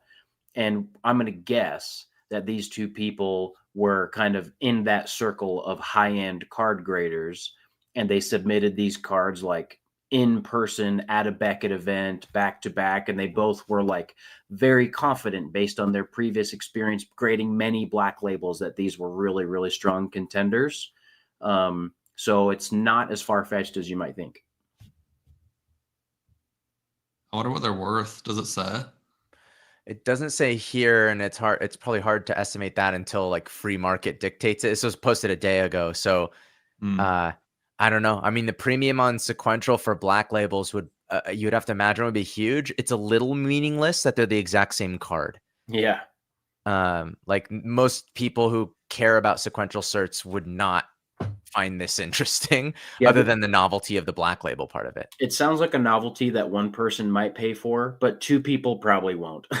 I think you're on the right track. If you're the buyer of this, be prepared to throw your money away. Yeah, it's the guy who bought the Burger Chew for 21K. That guy wants this for 150K, but it's realistically, what is it worth? I don't know. I mean, it depends on the print quality of these. I would guess that one of these and the availability of the Japanese product, which you'd know better than us, Brian, but my guess would be that this would be worth like low thousands each, right? Like 2,000 to 4,000 a card is probably the range. I'm going to say more. The sales on my Garchomp black label, the Japanese one from Heatwave Arena, it's like right around 4,500 to 5K. Oh, wow, okay. So I'm going to say these are probably more like 8 to 10K cards. Okay, good call. Yeah, that's fair. I just stick with sealed. This stuff's just baffling to me. I have a conspiracy theory with the Pikachu one, though. I know this isn't the segment, but that dude that bought $20,000 Pikachu, I had 2,000 McDonald Pikachu packs laying around, and my theory is that guy also had like 2,000 packs, and he's like, "All right, bro, I'm gonna buy this for $20,000 and quadruple the price of these packs, and then sell those." It made me a ton of money. I had probably about 800 packs left when that sale happened, and I bought them for like $18 a piece, and I sold them for $75. Wow. So I'm not a conspiracy theorist necessarily, but if I had the opportunity to buy a $20,000 card to quintuple the value of all my 1,000 packs, I mean, it wouldn't be a bad decision. Here's the thing, though, Brian. Like you're talking about a speculative play based on what you anticipate the sentiment of the market being after you buy something. I thought that same thing because there's guys who have like hundreds and hundreds of these packs, or it all of a sudden makes a ton of financial sense to fly to Japan and then fly home with a suitcase full of them and buy them at whatever price they have over there. But like to have that kind of forethought. With that Van Gogh, they looked at Van Gogh and they copied it. Money, we're talking about someone who like had so much money to risk that it didn't even matter, like how much they were going to make on the packs that they had. Like there's just like there's an unrealistic kind of incentive system there that makes it feel more organic to me. I mean, I would have did that play. Like, okay, so I had 2,000 packs that I paid about $17 for. So I had 34 grand if I would have held on to them. And then they were worth 75. So that's 150,000. So we're talking a $116,000 play for a $20,000 investment. And you don't even know who we bought it from. But that's the unknown. Like, you don't know the packs are going to go up in price. And then you have to also be the person that knows how to move, you know, however many copies that you have. Like, we're talking about a very specific person. Yeah, I mean, yeah, true. I don't know. I think after the Van Gogh thing, I feel like that's a move I'm just being honest, that's a move I would make. Because people are so crazy now that a free pack from McDonald's, like everyone was shocked that a free pack from McDonald's is going for like $80. I wasn't shocked in the slightest. Like once I thought about it harder, the Van Gogh card was free too, and people thought that was. I can't count how many Dr. Applesauce videos there was hating on the value proposition of Van Gogh Pikachus, and I'm like, looking back, I don't know. I wanted to address that one comment there about like how many copies do they have to go through to get those black labels. The answer sometimes for some of these guys with a discerning eye is one copy. My buddy Drew, who graded that Garchomp that I own, it was the first ever black label from Heatwave Arena, and he just saw a copy on Japanese Mercari that he thought looked pretty centered from the pictures, bought it, confirmed that it was really, really clean, sent it in, black label. One try. That's that happens. Crazy. That happens. Like, if you know what you're looking for, that's an expertise that you know, that can pay some real dividends. Mm-hmm. That's insane. We just hit the 3-hour mark, by the way. So this is officially the longest midweek Machamps by a little margin. Still got a huge audience. Yes, we sure do. They're hanging out with us. Cry asks, what are your opinions on the gold cards for Mega Evolution? Do you think the changes they made compared to gold cards previously warrant the demand? If I'm not mistaken, Brian, did you rant about this in that video too? I did. You did. I got really hot over it. And my rant had nothing to do with whether or not I think the gold cards are cool. Like, I think that's very subjective. Yeah. My rant was the idea that these YouTubers are calling them gold cards and making fun of people jumping on the bandwagon when they know damn sure that the semantics matters. Like, when these YouTubers that are criticizing bandwagoners for liking gold cards, they know that they're talking about the copy and pasted full art colored gold. These are not that. I said in my video, they are not gold cards. They are cards that are colored gold. Yeah. And so, so do I think that they're worth what people are paying? I mean, I don't think they're that cool, but my criticism was this silly game where we pretend that they're the same thing and they're not. It's silly. Yeah, we don't need to call out anyone who's making that, has that take, but I was totally with you on that. Like, I was surprised to even hear that because I couldn't even imagine how you could justify that take. Aside from the art not being the copy and paste full art, to your point, I think the most important factor here in my mind is the rarity. This has like the rarest pull rate of anything ever, right? It's like 1 in 1,200 to pull a random one. Right. Yeah, that's a whole nother. Yeah, that's a whole nother good point. So, I mean, the exclusivity and the rarity is going to drive it more than anything else. If those gold cards from whatever previous era Sword and Shield or whatever, the copy and paste art gold cards, even with the copy and paste full art, if they were like 1 in 10,000 or they were serialized and there was only 50 of them, it would be the chase of that era, and no one would care that like, oh, it's a copy paste lame gold card. So I think more than anything, yes, the art is cooler and all that. I agree. The texture looks cooler, but the rarity, the pull rate, that just makes this completely a different category of thing to me. Right, it's a completely moot point. What I will say, and I'm guessing there will be videos making fun of these people. There will be people who decide all of a sudden the copy paste gold cards are cool now because they think, oh, gold equals money, and I think there will be justified criticism on those people. Like because inevitably, I mean, I'm going to pump it right now to 331 people.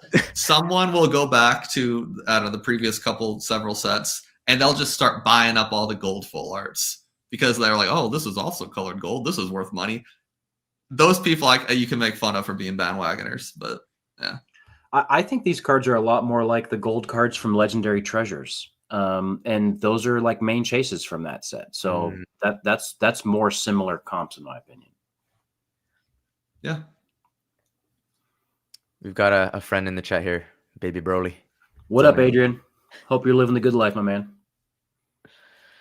John Smith sent us a super chat. Thanks, John.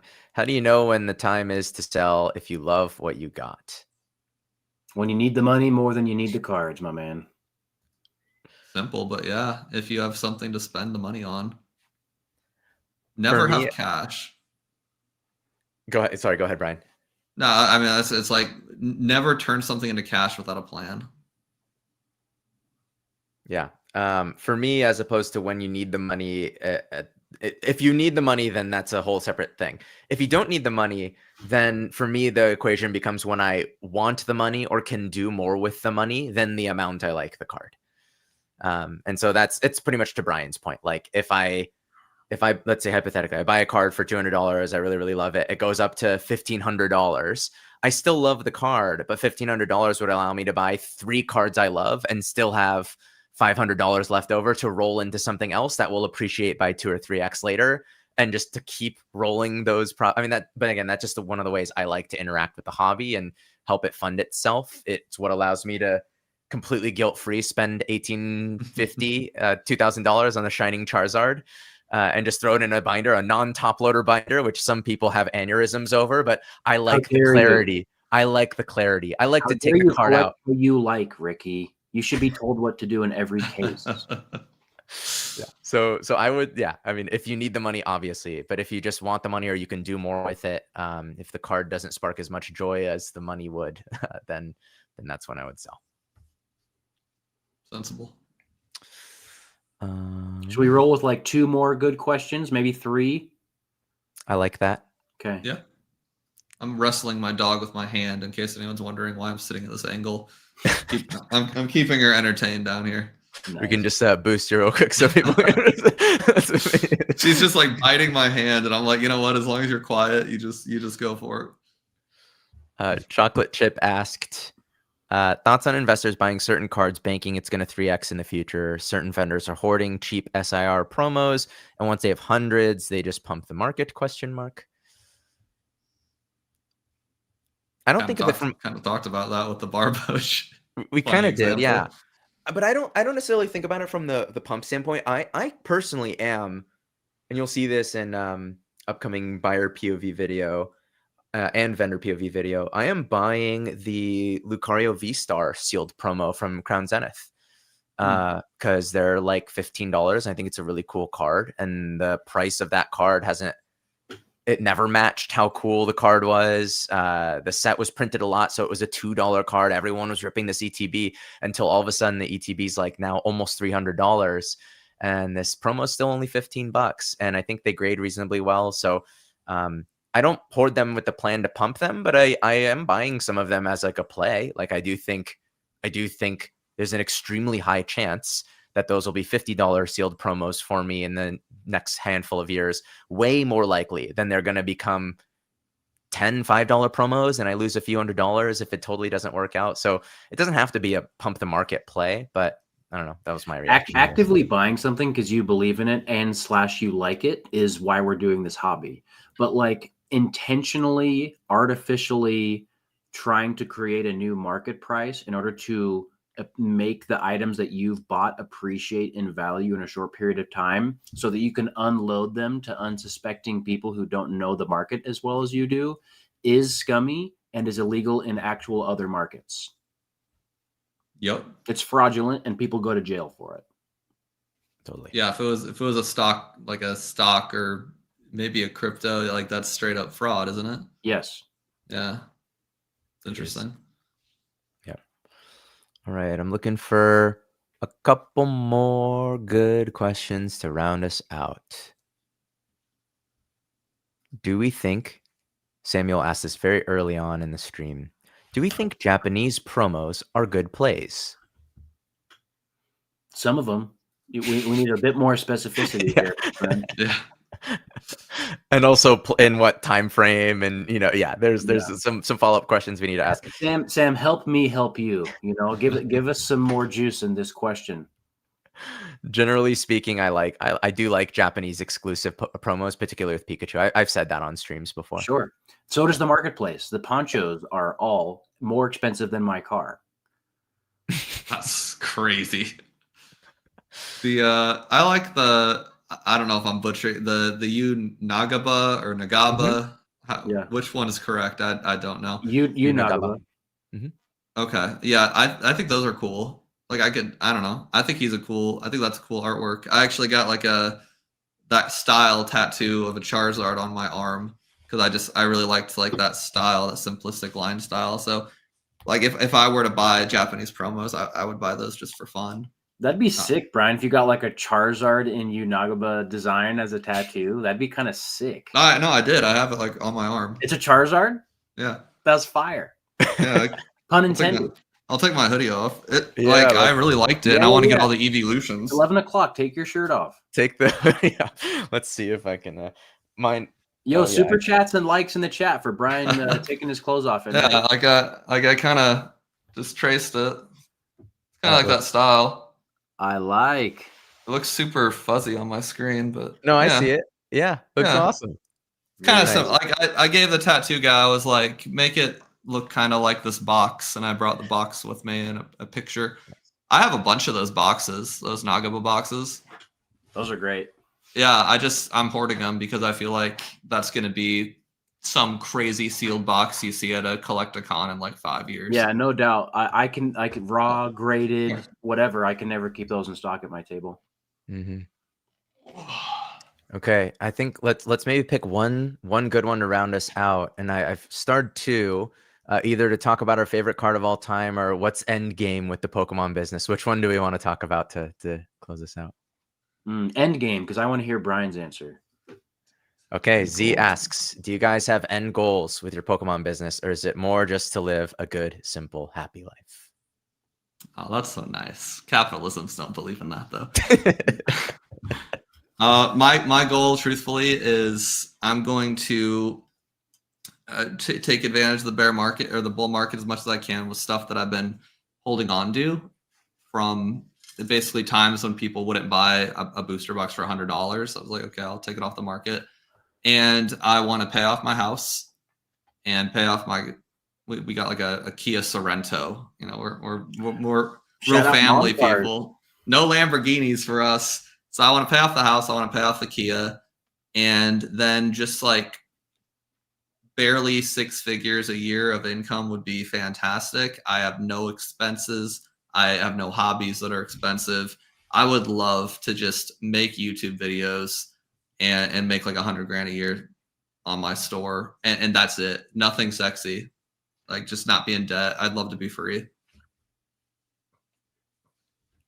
And I won't sell the business either because I'd be really bored and depressed if I did. I love it. Thanks for sharing. For me, end game. You know, I don't have like a 10-year plan.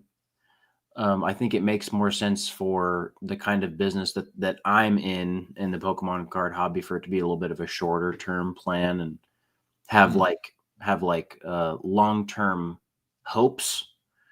So I think I'm trying to take advantage of bull market as well and work as hard as I can to, meet as many of you as possible and, make good content and do a lot of Pokemon card deals and while also, finishing out a cool collection that I'm working on. But then, to be in a situation where we have enough like stockpiled and saved and invested in, et cetera, that I can then do similar to what I'm doing now, but, at my own pace, if I were to want to also spread my energy in other places. I'm 31.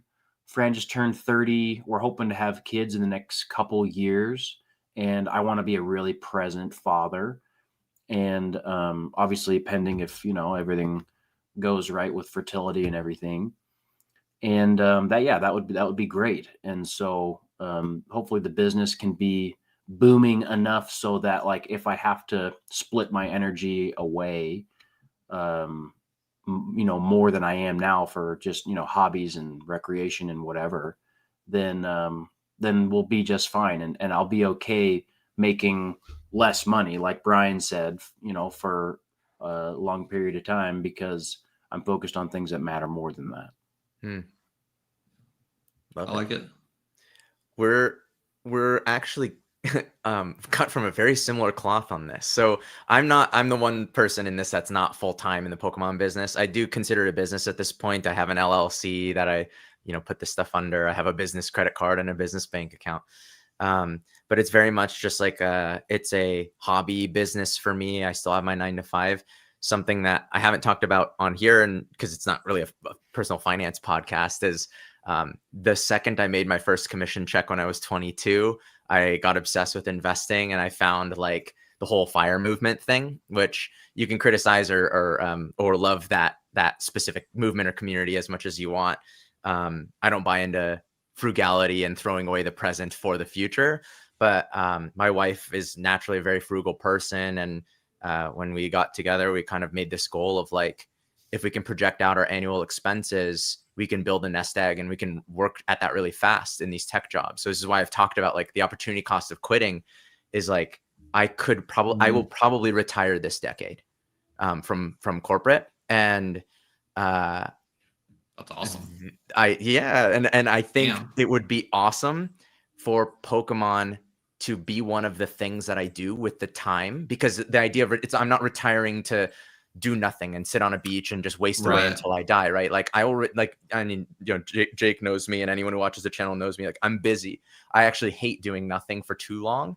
But I have so many interests. I have so many things I don't get to do right now that I would love to do. And spending more time on content and with Pokemon, and to always have it be optimized for fun and never have to do it for money, regardless of what the market's doing, is sort of a dream state. To be able to tell people I'm a full-time YouTuber, because not because like that's my main income, but because like income doesn't matter anymore, because I was diligent and worked really hard for 18 years and had a dual income, no kids situation in tech that was fortunate enough to allow that to be a thing. I would love to, that's sort of becoming my end game. Is the other part of it is that we want to do that so that we can foster dogs. We want to take Chihuahuas and senior dogs from kill shelters. We have fostered 3 senior dogs, and one of them is getting adopted this weekend, and he's blind and deaf and barely functional, but we watched him for a month, and it's hard to do more than that with our 2 dogs and stuff already. But there's a world where I spend 20 hours a week just taking care of a dozen dogs we pulled out of kill shelters to try to find them permanent homes, and I spend 20-40 hours a week just doing Pokemon and not caring what the view count or the subscriber count or the money looks like, just to do it. That would be an amazing end game for me. It's the most wholesome thing ever, as I pet my 3 dogs around me right now. I love that. Thanks, man. God, goals. Yeah, okay, I changed my answer. If I get super rich, I'm just going to do that. That sounds sweet. The bar for super rich is it doesn't have to be super rich depending on what your annual expenses are, right? You live in Omaha. That's true. Again, it's not a personal finance podcast or live stream, but if you take your annual expenses and multiply by 30, you can live off of that pretty much indefinitely, with a few asterisks. But wait, say that again. What was your annual expenses? Okay. So if you spend $100,000 a year to live, times 30, you need $3 million. You can withdraw 3.5% a year safely from that 3 million and never draw it down. You will die with 3 million. It's actually too much money by the time you retire. And most people's expenses go down when they get old. If you have a kid, it completely changes everything. Then add 2 million to that number. But interesting. That seems reasonable. It's especially in the tech world. Yeah. But that's what I'm saying. So you don't need to have $10 million unless you want $300,000, $400,000 a year lifestyle, which some people. Well, you're also talking about a world in which all of that 3 million is invested extremely conservatively. But if you're someone who is like, actively investing and maybe taking a bit more risk, staying more equity heavy than bond heavy, for example, like there's a lot of things that you could do that could make that number even smaller. Yeah, totally. That's pretty interesting. I need to watch some more YouTube videos on that. I've heard the dink lifestyle many a times, the dual income, no kids, and that's not for me. I mean, ideally, but I like it. I like the theory behind it. We just happen to not super be drawn to having kids. I think people who want to should. We need people like Jake and Franny to have kids. The world needs more of that. We need more good people in the future, raised by good people. But we just aren't super drawn to it. So it's not that we are doing the dink because it's a strategy. It's just how we are. Yeah, but I got friends doing that, and they're using all their money they would spend on kids on a little goat farm, and they bought an acreage in Council Bluffs, Iowa, super cheap. So they have a lot of kids. I like that. Goat joke. Let's wrap this up before getting to goat puns. Yeah, goat puns is the top signal. Get out now. Let's wrap it up with the elite forecast, huh, fellas? Let's do it. So at the end of the midweek with champs, we don't want to leave you guys without giving you some like bold, specific predictions that we are putting out into the internet so that we can either be proven right or be proven wrong. And too many people I think play it safe, and we're gonna play it unsafe. So let's go with Ricky. What's your bold Pokemon card related prediction? Yes. So we had some foreshadowing to it earlier when someone asked about like EX cards from the Gen 3 era. That's my pick today. The EX era raw cards, particularly, because a lot of the graded ones and 10s are already pretty, I think they've appreciated a lot recently. Raw EX era cards like 2003 to 2007 that aren't gold stars because they also already have gone up, are currently already undervalued relative to the market and like their peers. And if the Ruby Sapphire news is legit and it means there's a Gen 3 set that's like Black Bolt White Flare, the news about Mega pumped old Mega cards like 50% relatively quickly. Yeah. And I was buying Megas just before they did that, kind of anticipating that. I actually do essentially think that that's a play. So my bold call here is particularly when that news gets confirmed. If it gets confirmed, it's going to take like a month for those to go up almost across the board. The silver border EX raw cards from 2003 to 2007, like 40 to 50% or more. I mean, 40 to 60%, like basically what the old Megas did. I love it. Some of my favorite cards in the hobby anyways. So shout out EX silver border EX era. Yeah. That was when I stopped collecting. EX Sandstorm was the last set I opened. Dang, you were so close to getting to some of the banger sets, bro. Yeah, well, I got into Yu-Gi-Oh, and then I was too cool having long hair and being in bands, and yeah. You're so alternative. I should have known. So alternative. All right, my elite forecast is that Prismatic Evolutions regular Elite Trainer boxes will be at $200 on the secondary market by January 1st, 2026.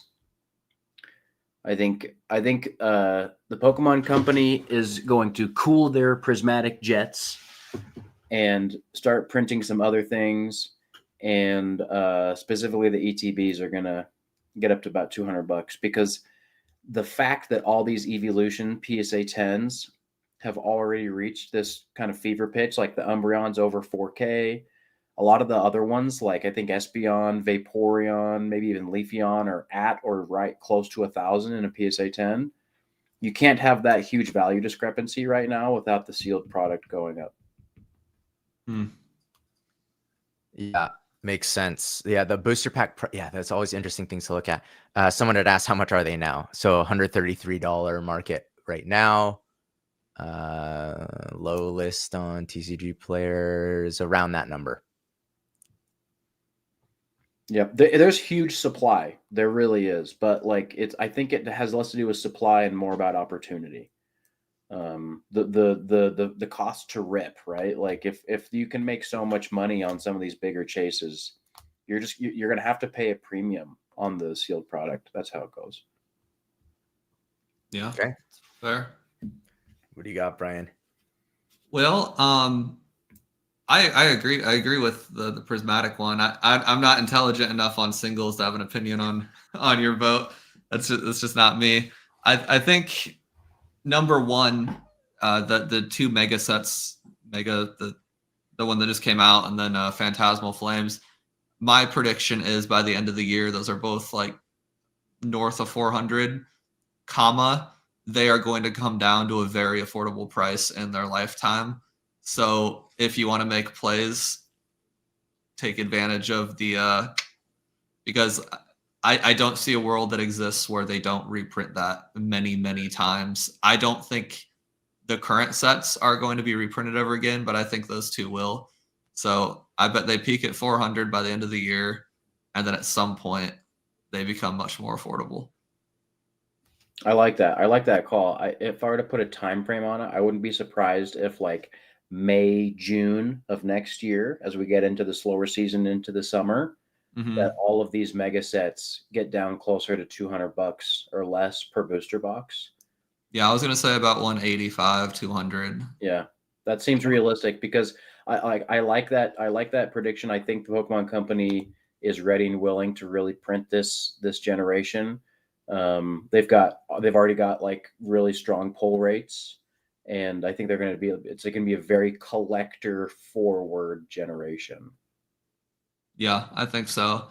I feel like it'll take a little longer, like around holiday time. But I mean, we're talking a matter of months in debate. But yeah, I think you're spot on. I think they're going to appeal to the collector. They've got the knowledge now that people are highly demanding this stuff, and I just don't think they had time to do anything about it for the past several sets. But now they do. We'll see. I love it. All right, guys. Beautiful. Thank you so much for being here. Specifically, big shout out to Brian. If you guys haven't already, please like the live stream for all the work we're putting in, and also Brian's sharing over 3 hours of his time with us on a Wednesday evening. Ricky and I are headed to Card Party this weekend, and we'll be back for more Midweek Machamps in a couple of weeks. Until then, keep collecting, have fun, and till then. Thanks, Brian. Appreciate Bye, you, everybody. man. It was See a you great guys. time. This was a blast. This was great.